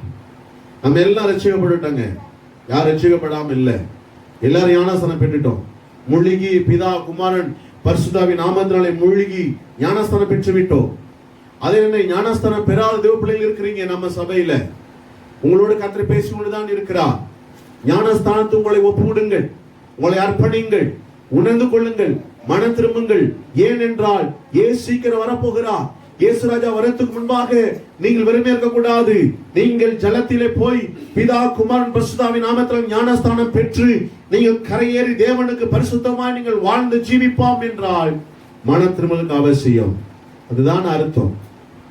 ஆனால் இப்ப ஜலத்தினால் பெற்ற பின்பும் ஞானஸ்தானம் பெற்ற பின்பும் நம்மிடத்துல கர்த்தர் எதிர்பார்ப்பது என்ன? ஞானஸ்தானம் பெற்றது மட்டும் அல்ல, பிதாவுடைய சித்தம் நம்ம மேல வைப்பது காரணம் என்ன? ஒரு வசனத்தை வாசிங்க, வெளிப்படுத்தின விசேஷம் 2ஆம் அதிகாரம் 5ஆம் வசனத்தை வேகமாய் ஒரு வாசிப்போம். வெளிப்படுத்தின விசேஷம் 2ஆம் அதிகாரம் 5ஆம் வசனம் சொல்லப்பட்டிருக்கு. ஆகையால் நீ என்ன நிலைமையில் விழுந்தா என்று நினைத்து மனம் திரும்பி ஆதில் செய்த கிரியைகளை செய்வாயாக. இல்லாவிட்டால் நான் சீக்கிரம் உன்னிடத்திலே வந்து நீ மனம் திரும்பாத பட்சத்தில் உன் விளக்கு தண்டை அதனிடத்திலிருந்து நீக்கி விடுவேன் என்று கர்த்தர் சொல்லுகிறார். நல்ல கவனிங்க. இங்க 7 சபை குறித்து 2ஆம் அதிகாரத்திலிருந்து வெளிப்படுத்தும் 2ஆம் அதிகாரத்திலிருந்து 3ஆம் அதிகாரம் முழுமையாக 7 சபை குறித்து அங்க ஆண்டு சொல்லி இருக்கிறார். 7 சபைகளை குறித்து சொல்லப்பட்டிருக்கு. சபை யாரு? நீங்கள் நானும் தான். சபை என்பது வெறும் கட்டிடம் மட்டும் அல்ல, நாம கூடி ஆராதிப்பது அது நமக்கு ஒரு இடம் தேவை. ஆனால் சபை என்பது நீங்கள் நானும் தான். ஒவ்வொருக்கும் கர்த்தர் பேர் வைத்திருக்கிறார். நான் மேஷாக்குனா நான் மேஷாக்கு சபை, நான் எனக்குள்ள தேவனை சபையா வச்சு என்ன செய்யணும்? நான் அவருக்குள்ள நான் பரிசுத்தமாய் வாழணும். இங்க எப்படி எபேசு சபை இப்படி ஒவ்வொரு பேரை கர்த்தர் வச்சிருக்கிறாரோ, அதே போல உங்களை ஒவ்வொரு சபையா தான் கர்த்தர் பார்க்கிறார். நீங்க எல்லாம் தேவனுடைய ஆலயமா தான் கர்த்தர் உங்களை பார்க்கிறார். அப்ப இந்த சபை குறித்து கர்த்தர் நீங்க என்ன சொல்றார்? ஆகையால் 5ஆம் வசனத்தை வாசிங்க. ஆகையால் நீ என்ன நிலைமையிலிருந்து, நல்லா கவனிங்க, விழுந்தா என்பதை நினைத்து மனம் திரும்பணுங்க. அதாங்க முக்கியம். அல்லேலூயா. இன்னைக்கு ஆண்டு நாம கேட்கிற இது பர்சனல், உங்களுடைய பர்சனல் ஆண்டு தொடர. இது பொதுவா இல்ல, ஒவ்வொரு வாழ்க்கை கத்த தொடர, ஒவ்வொரு மனுஷனை கத்த தொட்டு பேசுகிறார். நீங்க நினைக்கலாம் இது எனக்கல்ல, யாருக்காக, அப்படிலாம் இல்ல, எல்லாத்துக்கும் இன்னைக்கு சொல்றாரு. எல்லாரோடும் பேசுறாரு, என்னோட பேசுகிறார். என்ன சொல்றாரு? ஆகையால் நீ என்ன நிலைமையிலிருந்து பாருங்க, விழுந்தா என்பதை நினைத்து என்ன செய்ய மனம் திரும்ப. அவ்வளவுதான். நான் எந்த இடத்துல விழுந்து போனோம்னா அதுல இப்ப நான் மாறணுங்க. நீங்க எந்த காலத்தில் விழுந்தீங்களோ அதுல இருந்து இப்ப மாற்றத்தை கொண்டு வரணும். தேவனோட ஒப்புரவாகணும், பாவ அறிக்கை செய்யணும். எதில் விழுந்தாயோ அதை சொல்லி, ஆண்டவரே இனி நான் பரிசுத்தம் வாழ்வேன் என்று தேவன்கிட்ட நீ சாட்சி சொல்லுகிற பிள்ளையாய் மாற வேண்டும். அதான் கர்த்தர் விரும்புகிறவரா இருக்கிறார். வேதத்துல ஒரு மனுஷன் விழுந்ததை நான் எதுக்கு சொல்லுகிறேன் என்றால், நம்ம நினைக்கிறோம் எதில விழுந்தோம் என்று. நமக்கு தேவனுக்கு பிடிக்காது. ஏற்கனவே சொன்னேன், தேவன் வைக்கிற இடத்துல நீ எதை வைத்தாலும் அது பாவம்தான். இன்றைக்கு அதனை கர்த்தர் சொல்லுகிறார், எந்த நிலைமையிலிருந்து நீ விழுந்தாயோ அந்த நிலைமையிலிருந்து எழும்பி வர வேண்டும். அதில் நீ மனம் திரும்ப வேண்டும். மனம் திரும்பாத பட்சத்தில், இந்த வார்த்தை காட்டி நீ மனம் திரும்பாத பட்சத்தில் விளக்கு தண்டை உன்னிடத்தில் நீக்கி போட்டுருவ தேவனா இருப்பார். அப்ப வாழ்க்கை இருளா போயிடும், வெளிச்சம் வராது, வாழ்க்கை இருளா போயிடும். தேவ பிள்ளையே, அப்ப மனம் திரும்புவதற்கு ஏற்ற வாழ்க்கை நீ வாழ வேண்டும். பாருங்க, வேதத்தில் ஒரு மனுஷன் தன் விழுந்து போன காரியத்திலே உணர்ந்து, தன் இருதயத்திலே உணர்ந்து தேவ பக்கம் வந்தபடினாலே அவன் கூடாரத்தை மீண்டும் கர்த்தர் ஆசீர்வதித்தார். 2 சாமுவேல் புஸ்தகம் 11ஆம் அதிகாரம் 1 - 27 வசனம் குறித்து வைத்துக் கொள்ளுங்கள். இதை வீட்டுல போய் கண்டிப்பா வாசிங்க. 2 சாமுவேல் 11ஆம் அதிகாரம் 1 - 27 வசனம். அங்க தாவீது பாவத்தினால் விழுந்து போன காரியம், உரியாவை கொன்ற காரியம், அங்க பத்சேபாளட்ட போய் அவன் பாவம் செய்த காரியம், இவை எல்லாம் அங்க சொல்லப்பட்டிருக்கு. ஆனா 2 சாமுவேல் புஸ்தகத்துல 12ஆம் அதிகாரம் 1 வசனத்தோட வாசிங்க. கர்த்தர் நாத்தானை தாவீதிடத்திலே அனுப்பினார். இவன் அவனிடத்திலே வந்து அவனை நோக்கி, உன் பட்டணத்தில் 2 மனுஷர் இருந்தார்கள், ஒருவன் ஐஸ்வர்யவன், மற்றவன் தரித்திரன். ஐஸ்வர்யவானுக்கு ஆடு மாடுகள் மிக திரளா இருந்தது, தரித்திரனுக்கோ தான் கொண்டு வளர்த்த ஒரே ஒரு சின்ன ஆட்டுக்குட்டி தவிர வேற ஒன்று இல்லாதபடி இருந்தது. அது அவனோடும் பிள்ளைகளோடு கூட அவன் பிள்ளையோடு கூட இருந்து இருந்து வளர்ந்து வளர்ந்து அவன் வாயின் அப்பத்தை அவன் வாயின் அப்பத்தை தின்று தின்று அவன் பாத்திரத்திலே குடித்து அவன் பாத்திரத்திலே குடித்து அவன் மடியிலே அவன் மடியிலே படுத்துக்கொண்டு படுத்துக்கொண்டு அவனுக்கு ஒரு மகளை அவனுக்கு ஒரு மகளை போல இருந்தது. போல இருந்தது. அந்த ஐஸ்வர்யவானிடத்தில் இந்த ஐசுனிடத்தில் வழிபோக்கன் ஒருவன் வந்து வழிபோக்கனோர் வந்து அவன் தன்னிடத்திலே வந்த வழிபோக்கனுக்கு சமையல் சமையல் பண்ணிவிக்க பண்ணுவிக்க தன்னுடைய ஆடு மாடுகளில் தன்னுடைய ஆடு மாடுகளில் ஒன்றை பிடிக்க ஒன்றை பிடிக்க மனதில்லாம மனதில்லாம தரித்திரனுடைய தரித்திரனுடைய ஆட்டுக்குட்டியை பிடித்து அதை தன்னிடத்தில் வந்த மனுஷனுக்கு சமையலை பண்ணுவித்தான் என்றான். நல்ல கவனிங்க. அப்பொழுது தாவீது அந்த மனுஷன் மேல் மிகவும் கோபம் உண்டவனாகி நாத்தானை பார்த்து, இந்த காரியத்தை செய்த மனுஷன் இவனே சொல்றான், மரணத்துக்கு பாத்திரன் என்று கர்த்தருடைய ஜீவனை கொண்டே சொல்லுகிறேன் என்று சொல்லிட்டு அவன் இரக்கமற்றவனாய் இருந்து இந்த காரியத்தை செய்தபடியா அந்த ஆட்டுக்குட்டிக்காக 4 தனை திரும்ப செலுத்த வேண்டும் என்றான். இப்ப ஃபைனல் பண்றார் நாத்தான். வாசி அடுத்த வசனத்தை.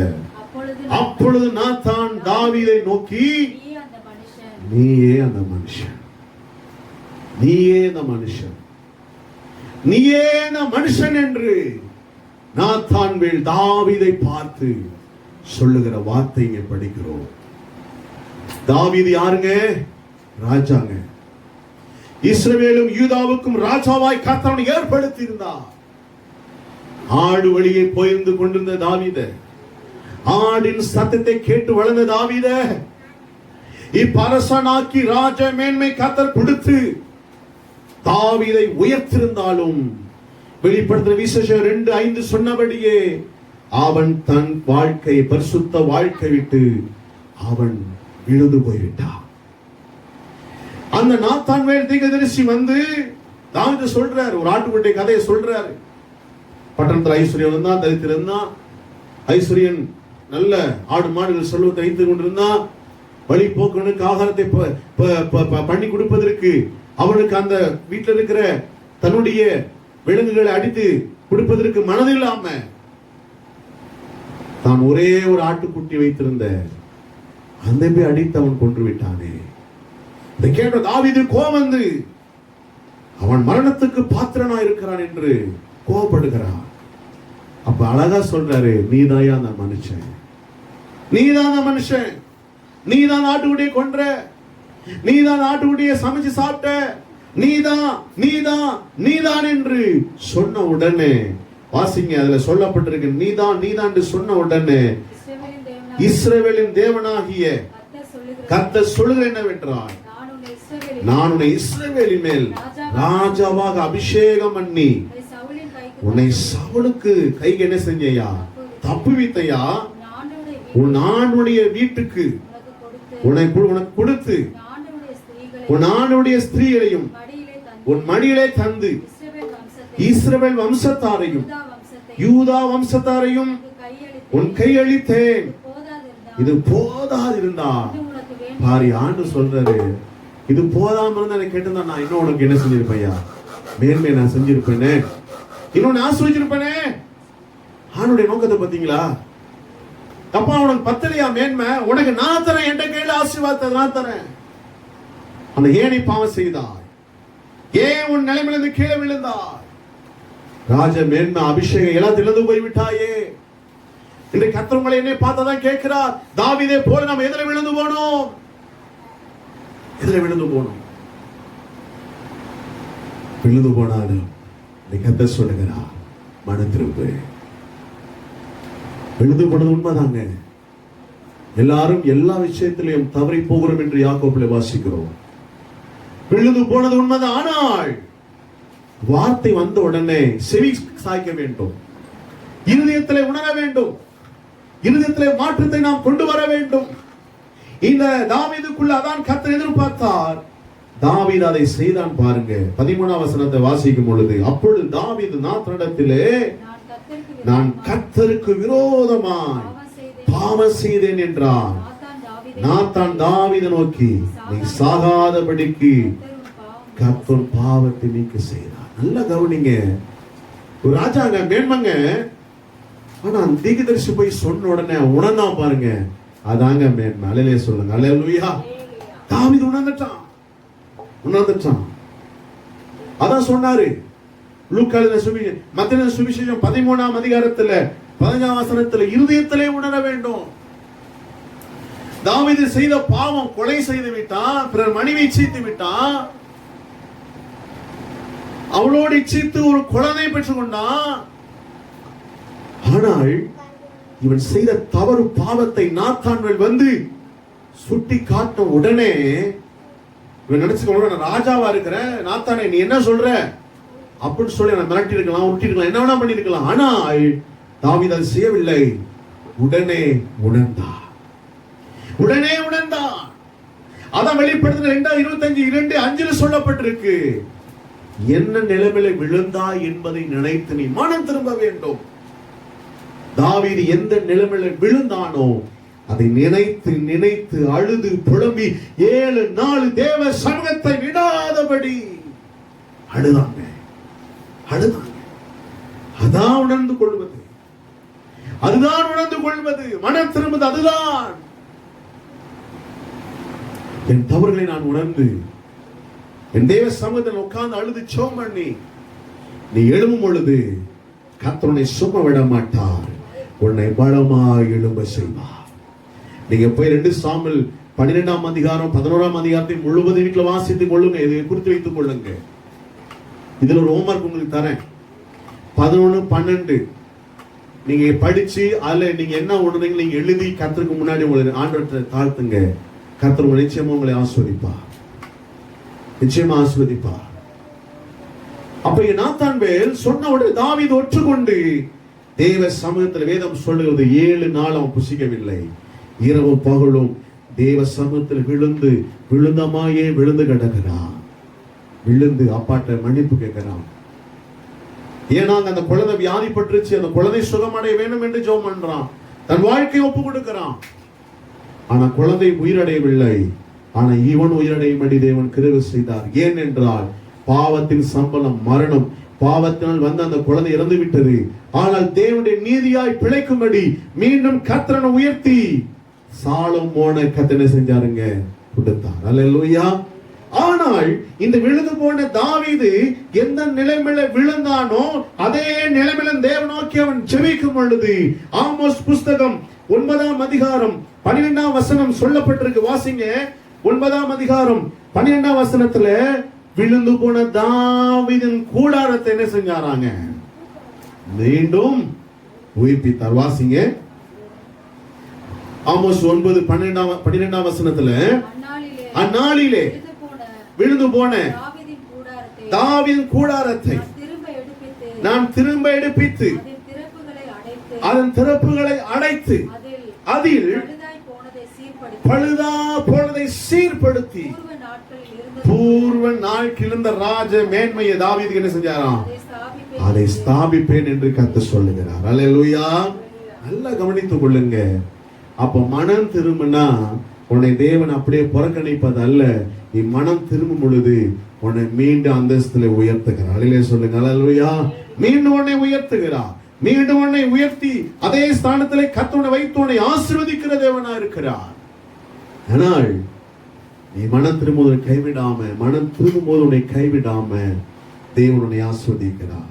வெளிப்படுத்தின விசேஷம் 2:5 சொன்னபடியே இப்படியே நான் என்ன நிலைமையிலிருந்து விழுந்தாயோ என்பதை நினைத்து நீ மனம் திரும்ப வேண்டும் என்றும். தாவீது விழுந்து போன இடத்திலே மனம் திரும்பினான். நம் வாழ்க்கை ஆசீர்வாதம். ஒரு கேள்வி கேட்கிறேன், உங்க வாழ்க்கையில் எதில் விழுந்தீர்கள்? பொய்யில் விழுந்தீர்களா? ஏமாற்றம் யாரை ஏமாத்தி விட்டீர்களா? இந்த தாவீதை போல என்ன பாவம் செய்தீர்கள்? இது உங்களுடைய பர்சனல். உங்க மனசுக்குள்ள உங்க கையை வச்சு ஒரு நிமிஷம், இப்போ 2 நிமிஷம் ஜெபம் பண்ண போறோம். இந்த வார்த்தை கேட்டுக்கொண்டு தேவ பிள்ளையே, உன் இருதயத்திலே கை வைத்து நீ எந்தலை விழுந்தாயோ இன்றைக்கு இந்த பிரசங்க நடுவிலேயே உன்னை அப்பாட்ட அர்ப்பணிச்சிரு.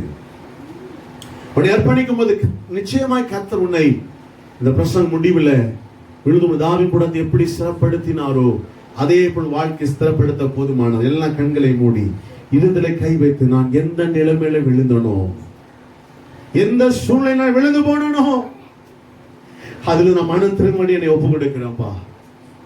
எல்லாரும் தன்னை கரங்களை உங்க தலைமையிலையோ இதத்து மேலே கரத்தை வைத்தாப்பா, இதுல நான் விழுந்து போன ஆண்டவரே, என் தந்தை எனக்கு நீ தந்த அந்த குடும்பம், எனக்கு தந்த இந்த சபை, எனக்கு தந்த அந்த ரட்சிப்பு, நான் எதிர விழுந்து போனப்பா, என்னை இப்பொழுது ஒப்பு கொடுக்கிறப்பா.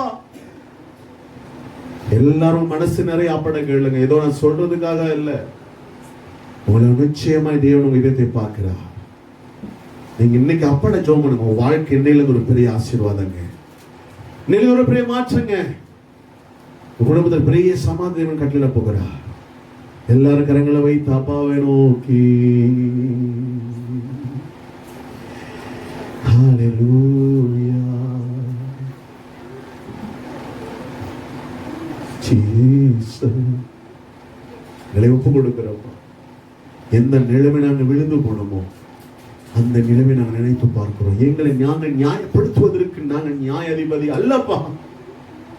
எல்லா விஷயத்திலும் எல்லாரும் தவறி போகிறார். தவறி போவது ஸ்லோகமா இருந்தாலும் மனம் திரும்புவது மிக அவசியமே. அந்த மனம் திரும்புக்கு நேராக என்னை அர்ப்பணிக்கிறேன். கேட்கிற ஜனங்களை அர்ப்பணிக்கிறேன். ஒரு மாற்றத்தை செய்யும். ஆமென். இயேசு நாமத்தில் ஆமென். ஆண்டு சொன்னபடியே இன்னொரு வசனத்தை வாசிங்க. வெளிப்படுத்தின விசேஷம் 2ஆம் அதிகாரம் 21ஆம் வசனத்தை நான் வாசிப்போம். அவன் மனம் திரும்பும்படியாய் அவனுக்கு தவணையை நான் கொடுத்தேன். தன் வேசி மார்க்கத்தை விட்டு மனம் திரும்ப அவளுக்கு விருப்பமில்லை என்று வேதம் சொல்லுகிறது. கவனிப்போம். இப்ப அர்ப்பணிச்சிட்டோம். ஆனால் இந்த சங்கத்தை நான் முழுமையை கேட்டு இன்னும் அர்ப்பணிக்கும் போது ஒரு பெரிய ஆசீர்வாதம். சீக்கிரம் நான் முடிக்கிறேன். இங்க சொல்லப்பட்டிருக்கு, அவர் என்ன செய்தாராம்? தவணை என்ன செய்தாராம்? கொடுத்தேன். அவள் மனம் திரும்பும்படியாக அவளுக்கு என்ன செய்தேன்? தவணையை நான் கொடுத்தேங்க. சந்தர்ப்பத்தை நான் கொடுத்தேன். தாவீதுக்கு சந்தர்ப்பம் சரியா வந்துச்சு. சரியா அந்த சந்தர்ப்பத்தை என்ன செஞ்சிட்டாருங்க? பற்றி கொண்டார். உடனே அதை எடுத்துக்கொண்டு தன் வாழ்க்கையை சரிப்படுத்தும்படி தன்னை ஒப்பு கொடுத்தார். அதே போலதான் பரிசுத்த வேதாகமத்திலே இந்த பூமியில இருக்கும் போதே, இந்த பூமியில வாழும் பொழுது நமக்கு எல்லா நேரத்திலையும் ஒரு தவணையை கர்த்தர் கொடுத்து கொண்டுதான் இருக்கிறார். வாய்ப்பை தந்து கொண்டுதான் இருக்கிறாரு. அந்த வாய்ப்புல நாம் சரியாக மனம் திரும்பாம அக்கனியிலும் கந்தகத்திலையும் போய் மனம் திரும்புன்னு கேட்டா செய்யவே மாட்டார். வேதத்துல ஒரு சம்பவம் நடந்து நான் உங்களுக்கு காட்டி நான் கடந்து சொல்ல போகிறேன். லூக்கா எழுதின சுவிசேஷம் 16ஆம் அதிகாரம் 19ஆம் வசனத்தை ஏகமொரு வாசிங்க. 16ஆம் அதிகாரத்தில் 19ஆம் வசனம். ஐஸ்வரியமுள்ள ஒரு மனுஷன் இருந்தான். அவர் இரத்தாம்பரமும் விலையேற பெற்ற வஸ்திரத்தை தரித்து அனுதினமும் சம்பூர்ணமாய் வாழ்ந்து கொண்டிருந்தான். லாசரம் என்று பெயர் கொண்ட ஒரு தரித்திரன் இருந்தான். அவன் பருக்கள் நிறைந்தவனாய் அந்த ஐஸ்வரனுடைய வாசல் அடியே கிடந்து அந்த மேஜையில் விழுகிற துணிக்கு என்ன செய்தானா? தன் பசி ஆற்ற ஆசையா இருந்தான். நாய்கள் வந்து அவன் பற்களை நக்கிற்று. அந்த அளவுக்கு தரித்திரங்க. நல்லா கவனித்து கொள்ளுங்க. ஐஸ்வரியன் லாசர் என்ற தரித்திரன், ஐஸ்வரியன் ஒரு மனிதன். 2 பேரும் படத்துல இருக்கிறாங்க. இவங்க 2 பேரும் நல்லா இருக்கிறாங்க. ஆனா இந்த தரித்திரனே செய்கிறான். தன் சரீரம் முழுவதும் புண்ணு பருக்கள் நிறைந்து, வயிற்றுக்கு ஆகாரம் இல்லை. ஆனா எஜமானுடைய அந்த வாசலில் உட்கார்ந்து ஏதாவது கிடைக்காதா என்று சொல்லி எஜமான் அந்த டேபிள் இருந்து விழுகிற அந்த சாப்பிடுறதுல இருந்து கீழே விழுகிற துணிக்கைகளை சாப்பிடுவதற்கு ஆசையாக, பசியாற்றுவதற்கு ஆசையா இருந்து வாழ்ந்த ஒரு தரித்திரன். இப்ப 2 பேர் வாழ்ந்து கொண்டிருக்க இந்த பூமியில ஒருவன் நல்ல செல்வமாய் வாழ்கிறான், ஒருத்தன் தரித்திரனாய் வாழ்கிறான். ஆனால் இந்த 2 பேர் ஒரு நாள் என்ன செய்யறாங்க? மரித்து போகிறாங்க. அது எத்தனை வசனம் வாசிங்க? 22 வாசிங்க. பின்பு அந்த தரித்திரன் மரித்து தேவதூதரால் ஆபிரகாமுடைய மடியிலே கொண்டு போய்விட்டான். ஐஸ்வரியவானோ மரித்து அடக்கம் பண்ணப்பட்டான். பாதாளத்தில் வேதனை படும்போது தன் கண்களை ஏறெடுத்து தூரத்திலே ஆபிரகாமையும் அவன் மடியில் இருக்க லாசரை என்ன செய்றாங்க? கண்டா கண்டா. இப்போ வேகமான சொல்றனால 30ஆம் வசனத்தை வாசிங்க. அதற்கு அவன் அப்படி அல்ல, தகப்பனாகிய ஆபிரகாமே, மரித்தோரிலிருந்து ஒருவன் அவரிடத்தில் போனால் மனம் திரும்புவார்களே என்றான். ஏன் 27ஆம் வசனத்தை வாசிங்க. இப்ப 27. அப்பொழுது அவன், அப்படியானால் தகப்பனே, எனக்கு 5 சகோதரர்கள் உண்டு, அவர்களும் நல்லா கவனிங்க, வேதனை உள்ள இந்த இடத்துக்கு வராதபடிக்கு அவன் போய் அவங்களுக்கு சாட்சியாக அறிவிக்கும் பொருட்டு என்று சொல்றாரு. பூமியில் இருக்கும் போதே மன திரும்புதல். நம்ம நினைக்கலாம் பரலோகத்துல போய் இயேசு அன்புள்ளவர் தானே, அப்ப பார்த்து பிடிச்சு எப்படியாவது மன்னிப்பு கேட்டு பரலோகத்துக்கு போயிடலாம்னா, நோ, கிடையவே கிடையாது. அது உதாரணம் தான் அந்த வசனத்தை வச்சுட்டாரு. உதாரணமா இங்க சொன்ன வசனம், ஐஸ்வர்யான் லாசரு தரித்திரன் 2 பேரும் மரித்து போய்விட்டாங்க. ஆனா இந்த தரித்திரன் என்ன செய்யப்பட்டிருக்கான்? ஆபிரகாமுடைய மடியில படுத்து இளைப்பாறுதல் கொண்டிருக்கிறான். இந்த ஐஸ்வர்யனோ இந்த பூமியில பரிசுத்தம் இல்லாம, உண்மைத்துவம் இல்லாம, கர்த்தரை சேவிக்காம, அடுத்தவங்களை மதிக்காம, மனம் போன போக்கில் இழுப்புண்டவனாய் காணப்பட்டு அந்நிய காரியங்களை சேவித்து தேவன் வைக்கிற இடத்திலே மற்ற காரியங்களை வைத்து அவன் மரித்து போய்விட்டான்.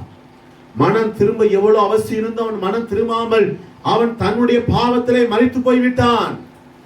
மரித்து போன பின்பு சொல்லுகிறான், ஐயோ, நான் இப்படிப்பட்ட இடத்துக்கு வந்து விட்டேன். எந்த இடங்க?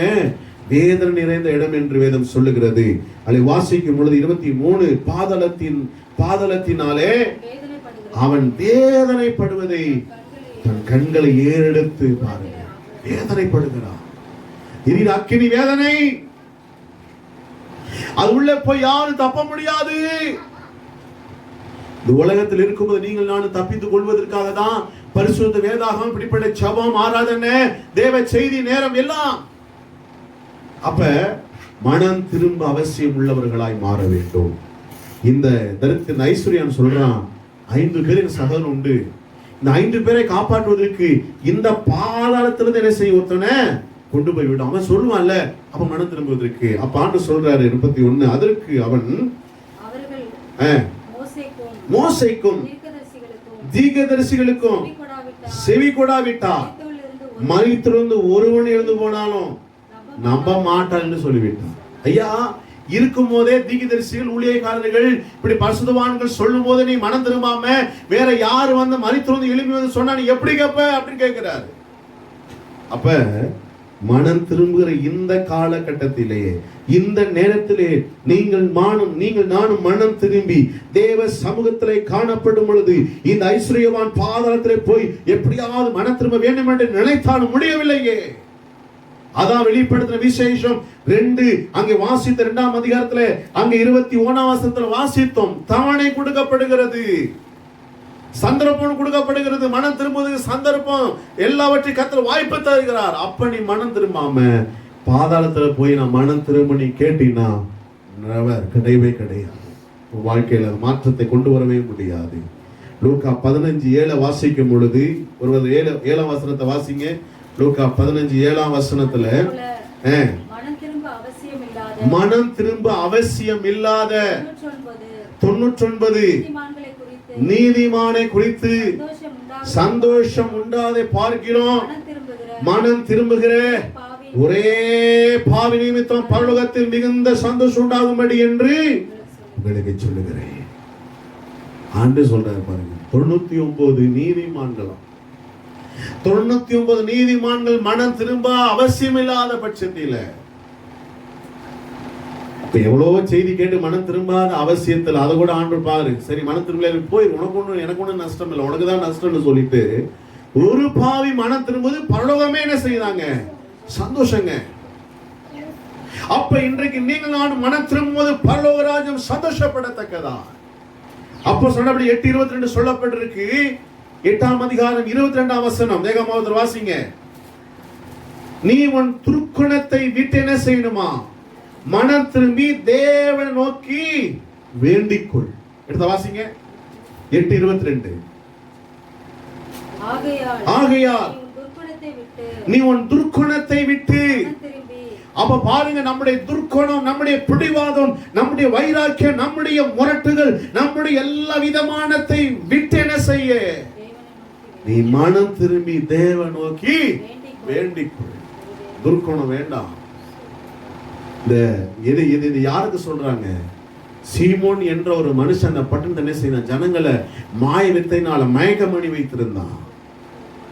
அவன் போய் சீமோன் பேதுருட்ட கேட்கிறான், எனக்கு அபிஷேகம் வரங்களை கொடுங்க, எவ்வளவு பணத்தை தரேன் அப்படின்ட்டு. அப்பதான் சொல்றாரு, நீ மனம் திரும்பினாதான் உனக்கு பரிசுத்தம் வாழ்க்கை. உன் துர்க்குணத்தை விட்டு நீ மனம் திரும்பு. நீங்க அதான் ஆண்டு சொல்றாரு. தண்டனை உனக்கு எவ்வளவு தவணை கற்றுக் கொடுத்திருக்கிறார், வாய்ப்பை கற்று நம்ம கொடுத்திருக்கிறார். இந்த காலத்துல நாம் மனம் திரும்பினா எந்த காலத்துல மனம் திரும்ப போகிறோம்? அப்ப இந்த நாட்கள் துர்க்குணத்தை விட்டு நீ மனம் திரும்பி வேண்டிக் கொண்டால் ஒருவேளை தேவன் சபத்தை கேட்டு உன்னை ஆஸ்வதிப்பார் என்று இங்க சொல்லி இந்த வசனத்தை முடிக்கிறார். அப்ப நம்முடைய துர்க்குணத்துல இது மனம் திரும்ப வேண்டும். அப்போஸ்தலர் 17:30 வசனத்தை வாசிங்க. 17:30 அறியாமை உள்ள காலத்தில் தேவன் காணாதே போல் இருந்துட்டாரு. இப்பொழுதோ மனம் திரும்ப வேண்டும் என்று எங்கும் உள்ள மனுஷர் எல்லாருக்கும் என்ன செஞ்சாராம்? கட்டளை இடுறாங்க. அல்லேலூயா சொல்லுங்க. அல்லேலூயா. ஆண்டு சொல்ற வசனம் நல்லா கவனிங்க. அறியாமை உள்ள காலத்துல தேவன் நம்ம என்ன செய்யல? காணாத அப்படி இருந்துட்டார். ஓகே. ஆனா இப்ப சொல்ற, இப்பொழுதோ மனம் திரும்ப வேணும் என்று எங்கும் உள்ள மனுஷன் என்ன செய்யறாங்க? கட்டளை எடுக்கிறார். எல்லாத்துக்கும் கட்டளை இடுறாருங்க. இந்த செய்தி கேட்கிற எல்லா தேவ பிள்ளைகளுக்கும் கட்டளை இடுகிறார். அறியாத காலத்துல நம்ம அறியாத இருந்தால்தான். ஆனா இப்போ உங்களை என்ன அறிஞ்சுக்கிட்டாரு? எப்போ சிலுவையிலே மரித்து இந்த பூமி ரத்தம் சிந்தினாரோ அப்ப எல்லாத்துக்கும் பாவ மன்னிப்பு நிச்சயம் மன திரும்ப உண்டாகிவிட்டது. ஆனால் நீங்கள் நானும் பெற்றுக்கொள்வதற்கு இன்னும் ஞானஸ்தானம் பெறாத பிள்ளையே, இன்றையோட இந்த தேவ செய்தி உனக்கு நாளை வருமானம் என்று தெரியாது. மனம் திரும்பிக்கொள். ஞானஸ்தானம் பெறாத பிள்ளைகளே, உன்னை தேவசத்தை அர்ப்பணிக்கொள். பாவத்தை சாபத்தை தண்ணீர் போல குடிக்கிற வாழ்க்கையை நிறுத்திக்கொள். துர்க்குணத்தை விட்டு வெளியே வா. உனக்கு பொறுப்பு கொடுத்திருக்கு, கடமை கொடுத்திருக்கு, அதை கடைபிடித்து தேவனோடு நீ வாழ்ந்துரு. அதான் கர்த்தர் சொல்றாரு. இப்பயோ எல்லாரும் மனம் திரும்ப வேண்டும் என்று அவர் கட்டளை கொடுக்கிறார். 2 கொரிந்தியர் 7:9-10 வாசித்து ஜெபம் பண்ண போறோம். 2 கொரிந்தியர் 7:9 ஒரு வாசிங்க. இப்பொழுது சந்தோஷப்படுகிறேன், நான் துக்கப்பட்டதற்காக அல்ல, மனம் திரும்புவதற்கு ஏதுவாக துக்கப்பட்டதற்காகவே சந்தோஷப்படுகிறேன். நீங்கள் ஒன்றிலும் எங்களால் நஷ்டப்படாதபடிக்கு தேவனுக்கேற்ற துக்கம் அடைந்தீர்களே. தேவனுக்கேற்ற துக்கம்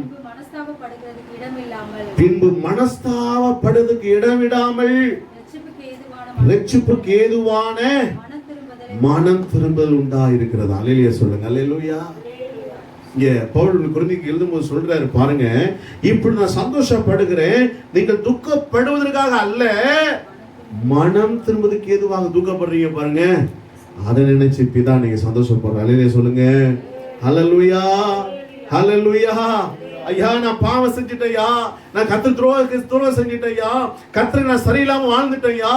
ஏன் ஊழியம் கூட, நம் வாழ்க்கை கூட, நம்ம எல்லா காரியம் தேவனுக்கு பிடிக்காத காரியம் எது செய்திருந்தானோ இன்றைக்கு ஒரு துக்கம் வரணும். என்ன துக்கம்? ஐயா, நான் செஞ்ச பாவத்தெல்லாம் மன்னிங்க, நான் துக்கப்படுறேன் அப்படி நீங்க நினைச்சீங்கன்னா, மன திருமணத்துக்கு எதுவான துக்கம் வாழ்க்கையில வருமானால் அது நல்லதுதான். தேவனுடைய பார்த்து சந்தோஷப்பட்டு உன் துக்கத்தை சந்தோஷம் அப்பதாங்க மாத்துவார். அல்லேலூயா. அப்பதான் இயேசுவை கைவிடாமல் நடத்துவார். யாரை கைவிட மாட்டார்? மனம் திரும்புகிற ஒவ்வொரு பிள்ளை கர்த்தர் கைவிட மாட்டார். இந்த உலகத்துல யாரை கைவிடாதவர் அவர்தான். ஆனால் மனம் திரும்புகிற பிள்ளைங்களை எங்க தான் கொண்டு போய் சேர்க்கிறாரு? பரலோக ராஜ்யத்தில். அல்லேலூயா சொல்லுங்க. அல்லேலூயா. பரலோக ராஜ்யத்துக்கு நீங்க நானும் போகணும்னா மனம் திரும்புதல் அவசியம்.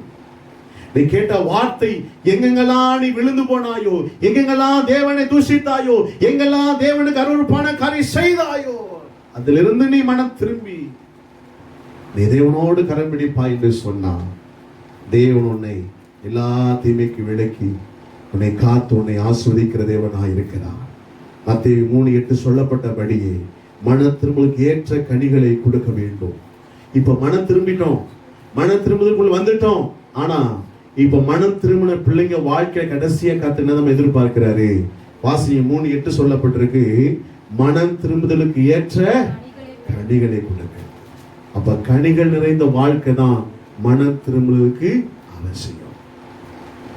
நான் மனம் திரும்பிட்டேன் அப்படிங்க வாயில சொல்வதல்ல, உங்க கனி உள்ள வாழ்க்கை பரவலத்தில் இருக்கிற பிதா பார்க்கிறார். உன் குடும்பத்துல உன் தாய் தகப்பனனை பார்க்கிறார், கணவன் மனைவி உங்க 2 பேரும் கர்த்தர் பார்க்கிறார். நீங்களும் உங்களை பார்த்துக் கொள்ளுகிறீர்கள். உங்க வாழ்க்கையில மனம் திரும்பி இருக்கிறீர்கள் என்று சொன்னா, இன்னிலிருந்து அதுக்கு ஏற்ற கனி உள்ள வாழ்க்கை உங்க வாழ்க்கையில காணப்பட வேண்டும். அதுதான் உண்மையான மன திரும்புதல். மன திரும்பிட்டு உள்ளுக்குள்ள வச்சுட்டு போவது அல்ல, உங்கள் கனியை வெளியே காட்ட வேண்டும். மனத்திற்கு ஏற்ற கனி உள்ள வாழ்க்கை வாழ வேண்டும். அப்ப என்ன பொய் சொல்லி கொண்டு இருந்தீங்களா? இன்னும் நான் பொய் சொல்ல மாட்டேன்னு வாழ்றீங்க பாருங்க, அதான் கனி உள்ள வாழ்க்கை.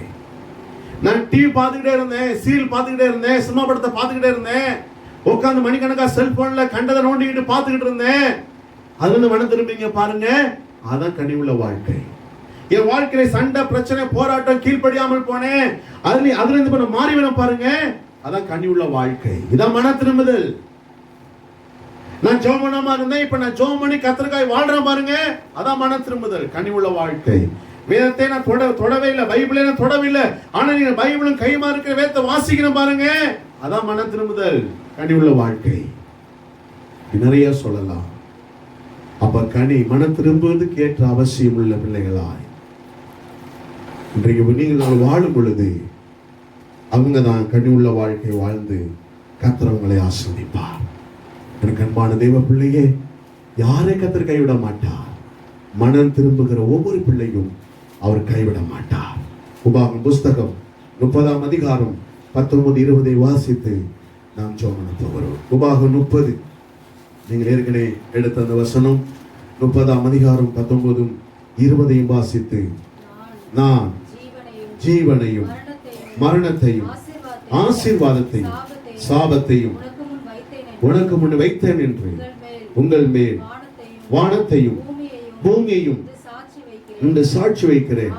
ஆகையால் நீ உன் சந்ததியும் பிழைக்கும்படிக்கு நீ ஜீவனை தெரிந்து கொண்டு கர்த்தரின் பிதாக்களாகிய ஆபிரகாமுக்கும் ஈசாக்குக்கும் யாக்கோபுக்கும் கொடுப்பேன் என்று அவருக்கு ஆணையிட்டு கொடுத்த தேசத்திலே குடியிருக்கும்படிக்கு உன் தேவனாகிய கர்த்தர் அன்பு கூர்ந்து அவருடைய சத்தத்துக்கு செவி கொடுத்து அவரை பற்றிக் கொள்வாயாக.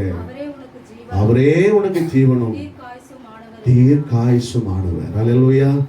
இந்த வாக்குத்தத்த வசனத்தை பிடித்துக் கொள்ளுவோம், நீதிமானாய் வாழுவோம். இயேசுவை என்றைக்கும் அவர் கைவிடாதபடிக்கு உன் வாழ்க்கை கர்த்தர் உயர்த்த போகிறார். நம்ம எல்லா ஆண்டு சமூகத்தில் கண்களை மூடி இருக்கிற இடத்துல நாம் எல்லா ஆண்டு சமூகத்தில் நம்மை தாழ்த்தி மன திரும்புவதற்கு ஏற்ற கனிகளை கொடுக்கத்தக்கதாய் உங்க வாழ்க்கை முழுவதிலிருந்து பெரிய மாற்றத்தினை கொண்டு வருவதற்கதாய் தாவீது பாருங்க, தன்னுடைய விழுந்து போன காரியத்தை உணர்ந்தான், பாவத்தை உணர்ந்தான், பரிசுத்த வாழ்க்கைக்குள்ளே தன்னை அர்ப்பணிக்கும்படி சங்கீதம் 51ஆம் சங்கீதம் முழுவதும் தன் பாவத்தை அறிக்கை செய்து விட்டு தேவ இரக்கத்தை பெற்றுக்கொண்டவனாய் காணப்பட்டான். இன்றைக்கும் கர்த்தருடைய வார்த்தை உனக்கு எத்தனையோ தடவை கர்த்தர் வாய்ப்பு தந்திருக்கிறார். இன்றைக்கு வாய்ப்பு தருகிறார், இன்றைக்கு வாய்ப்பை தருகிறார். நீ மனம் திரும்ப கேற்ற கனி தரும்படி கர்த்தர் விரும்புகிறார். உன் வாழ்க்கை கனி உள்ள வாழ்க்கையை மாறும்படி கர்த்தர் விரும்புகிறார். முதலாவது குடும்பத்திலே உன் கணவனுக்கு முன்னாடி, கணவனே உன் மனைவிக்கு முன்னாடி, வீட்டில் இருக்கிற சிறியோரே பெரியோரே தேவ பிள்ளைகளே, ஒருவருக்கு ஒருவர் மனம் திரும்புங்கள். மனம் திரும்ப அவசியம் உள்ளவர்களாய் மாறுங்கள். அருமையான பிள்ளைகளே, மனம் திரும்புங்கள். தேவனுடைய வார்த்தைக்கு செவி கொடுங்கள். அதே போல அருமையான குழந்தைகள், பிள்ளைகள், தாய் தகப்பனுடைய வார்த்தைக்கு செவி கொடுங்கள். மனம் திரும்புங்கள். பரலோக ராஜ்யம் சமீபமாயிருக்கிறது. கர்த்தர் இன்றைக்கு தாவீது நாத்தான் மேல் பேசினதை போல இன்றைக்கு நம்மேல கர்த்தருடைய வார்த்தை வானத்தில் பரலோகத்திலிருந்து சொல்லப்பட்டு கொண்டிருக்கு. நீ மனம் திரும்புவாயாக. நீ எந்த நிலைமையிலிருந்து நீ கீழே விழுந்தாயோ அதிலிருந்து நீ எழும்பி வர வேண்டுமே, மனம் திரும்ப வேண்டுமே. ஒருவேளை மனம் திரும்பாத பட்சத்திலே உன் விளக்கு தண்டையை உன்னிடத்திலிருந்து நீக்கப்படுவார். உன் வாழ்க்கையில ஆகிவிடுமே. நீங்க எத்தனை பேர் அர்ப்பணிக்கிறீங்க? முழு மனதோடு அர்ப்பணிங்க. கடினப்படுத்திட்டுலாம் வேண்டாம். பாஸ்டர் சொல்றாரே அந்த கடினம் வேண்டாம். உங்க மனசுல இயேசு இன்னைக்கு பேசியிருப்பாரானால், உங்க இருதயம் குத்தப்பட்டிருக்குமானால், இன்றைக்கு நேர் முழங்கால் படிட்டு அப்பாவை நோக்கி பாருங்க. முழங்கால் போட முடியாதவங்க எழுந்து நின்று கொள்ளுங்கள். அப்பா சமூகத்துல உங்களை அர்ப்பணிங்க. என் மன திரும்புதலுக்கு வேணும்ப்பா. ஐஸ்வர்யவான் பாதாளத்தில் போய் மனம் திரும்புதல் கேட்டானே, கிடைக்கவில்லை. இந்த பூமியில் இருக்கும் பொழுது நீ மனம் திரும்ப விட்டால் நீ பரலோகத்தில் போக முடியாதே. பாதாளத்தில் போய் விழுவாய்.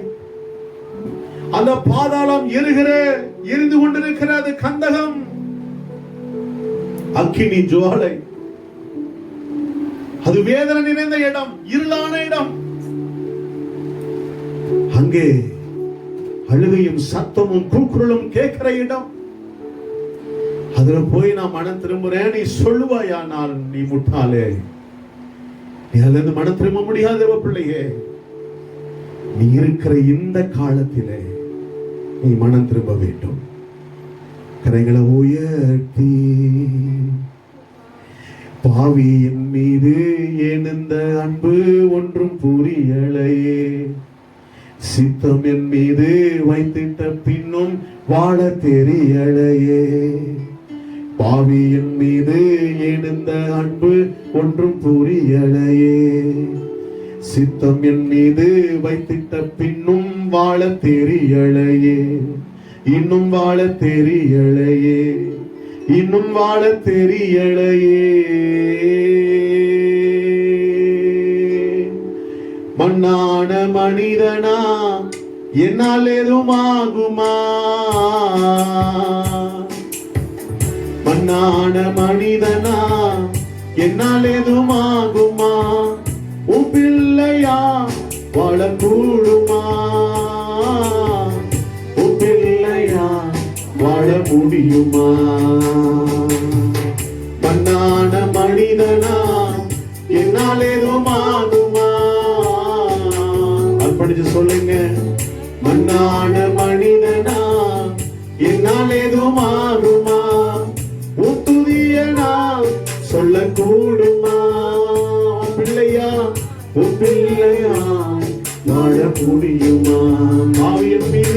பாவியின் மீது எழுந்த அன்பு ஒன்று புரியலை. ஆமாண்டவரே, சித்தமின் மீது வைத்திட்ட பின்னும் வாழ தெரியலையே.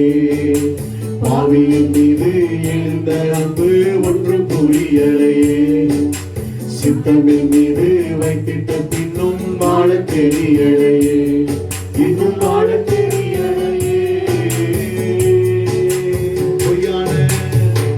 பொய்யான வாழ்விது நிரந்தரமாகுமா? பொய்யான வாழ்விது நிரந்தரமாகுமா? புதிய நான் சொல்லக்கூடுமா? புதிய நான் சொல்லக்கூடுமா? பாவியின் மீது ஒன்றும் புரியலை. மனத்தில் முழுமே சித்தமின் மீது என் மேல அன்பு வச்சிருக்கீங்களே, வாழ தெரியாதபடி. பாவியின் மீது ஒன்றும் புரியலை. சித்தமின் மீது வாழ தெரியலை. உங்களுக்கு எனக்கும் கர்த்தர் ஒரு சித்தமுள்ள வாழ்க்கை வைத்திருக்கிறார்.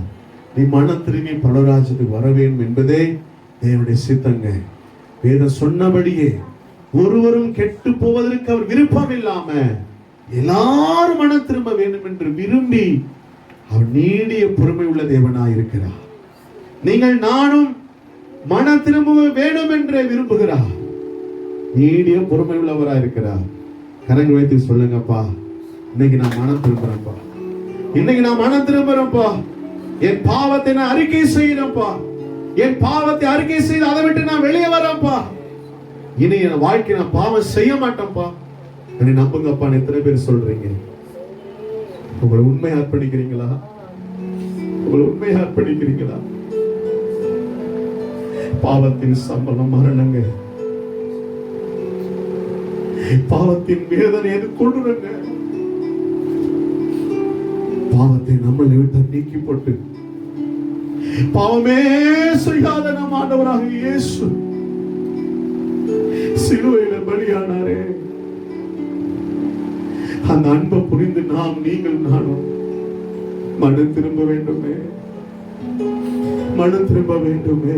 எந்த நிலைமையில விழுந்தாயோ நினைத்து நீ மனம் திரும்பி அப்பாவை நோக்கின்ற மாலை வேத கால வேளையில என்னை அர்ப்பணிக்கிறப்பா, என்னை நம்புங்கப்பா.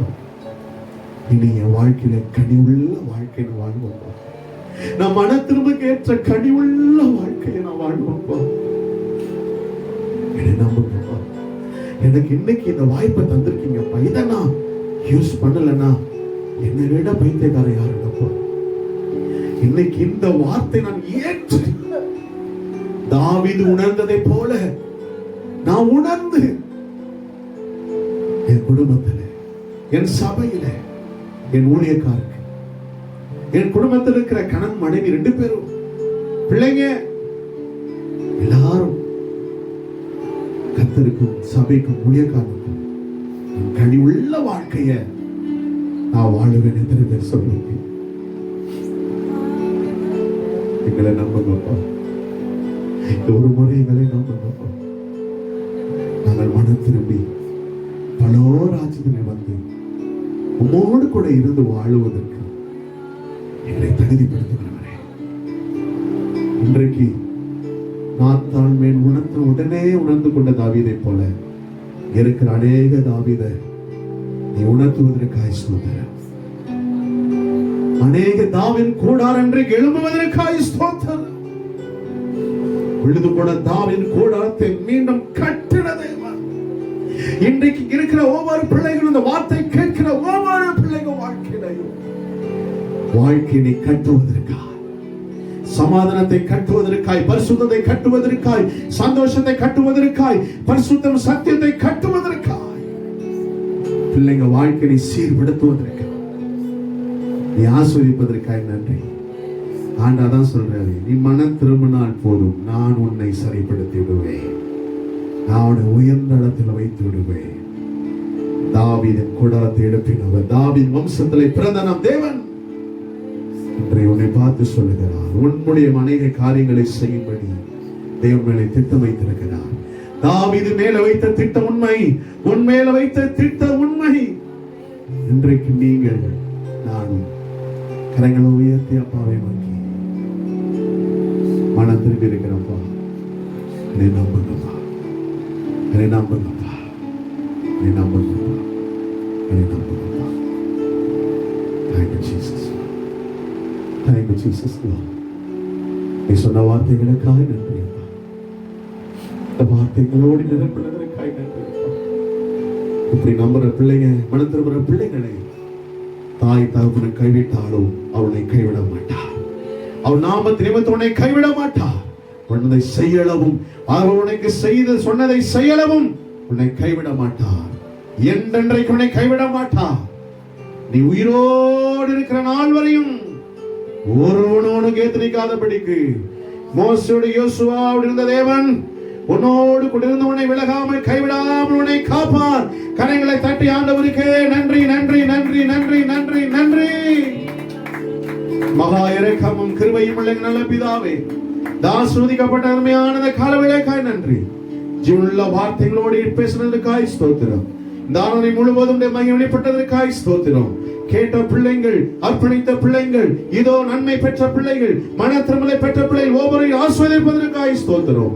சிறியோர் பெரியோர் முதியோர் யாவரையும் உம்முடைய ஆசீர்வாதத்தின் மகிமையினால் பரிசுத்த ரத்தத்தினால் கழுவி சுத்திகரித்து உம்முடைய பிள்ளைகள் ஆசீர்வதிப்பதற்காக நன்றி. இன்னும் பிள்ளைகள் எழுந்து மன திரும்புகேற்ற கனிகளை காண நீ செய்யப்படுவதற்காய் நன்றி. உங்கள் துக்கம் சந்தோஷம் மாற சொன்ன வார்த்தைக்காய் ஸ்தோத்திரம். பிள்ளைகள் எல்லாரையும் ஆசீர்வதியும். கிருபை சொந்து கொள்ளட்டும். இந்த வாரம் முழு தேவையில் சந்திக்கப்படட்டும். பிள்ளைங்க அன்றாட காரியம் எல்லாம் சுகபலன் ஆரோக்கியம் எல்லாம் சம்பூர்ணமாய் நிரப்பும். இயேசு மூலம் கேட்கிறோம் ஜீவனுள்ள பிதாவே, ஆமென் ஆமென். என் ஆத்துமாவே கர்த்தரை ஸ்தோத்திரி, என் முழு உள்ளமே பரிசுத்த நாமத்தை ஸ்தோத்திரி. என் ஆத்துமாவே கர்த்தரை ஸ்தோத்திரி, அவர் செய்த சகல உபகாரங்களை மறவாதே. நம் கர்த்தராகிய இயேசு கிறிஸ்துவின் கிருபையும் பிதாவாகிய தேவனுடைய அன்பும் பரிசுத்த ஆவியானவருடைய ஐக்கியமும் இன்றும் என்றும் கர்த்தரே பெறும் சகல நாட்களிலும் அவருடைய கிருபை, அன்பு, ஆசீர்வாத, ரட்சிப்பு, கேட்கப்பட்ட நன்மை, கிருபை, ஆசீர்வாதம் பரலோகத்தின் ராஜ்யத்தின் சொந்தம் நம் யாவரோடு நிலைத்திருப்பதாக. ஆமென். ஹல்லேலூயா, ஹல்லேலூயா, ஹல்லேலூயா. கர்த்தர் உங்களை யாவரையும் ஆசீர்வதிப்பார். God bless you.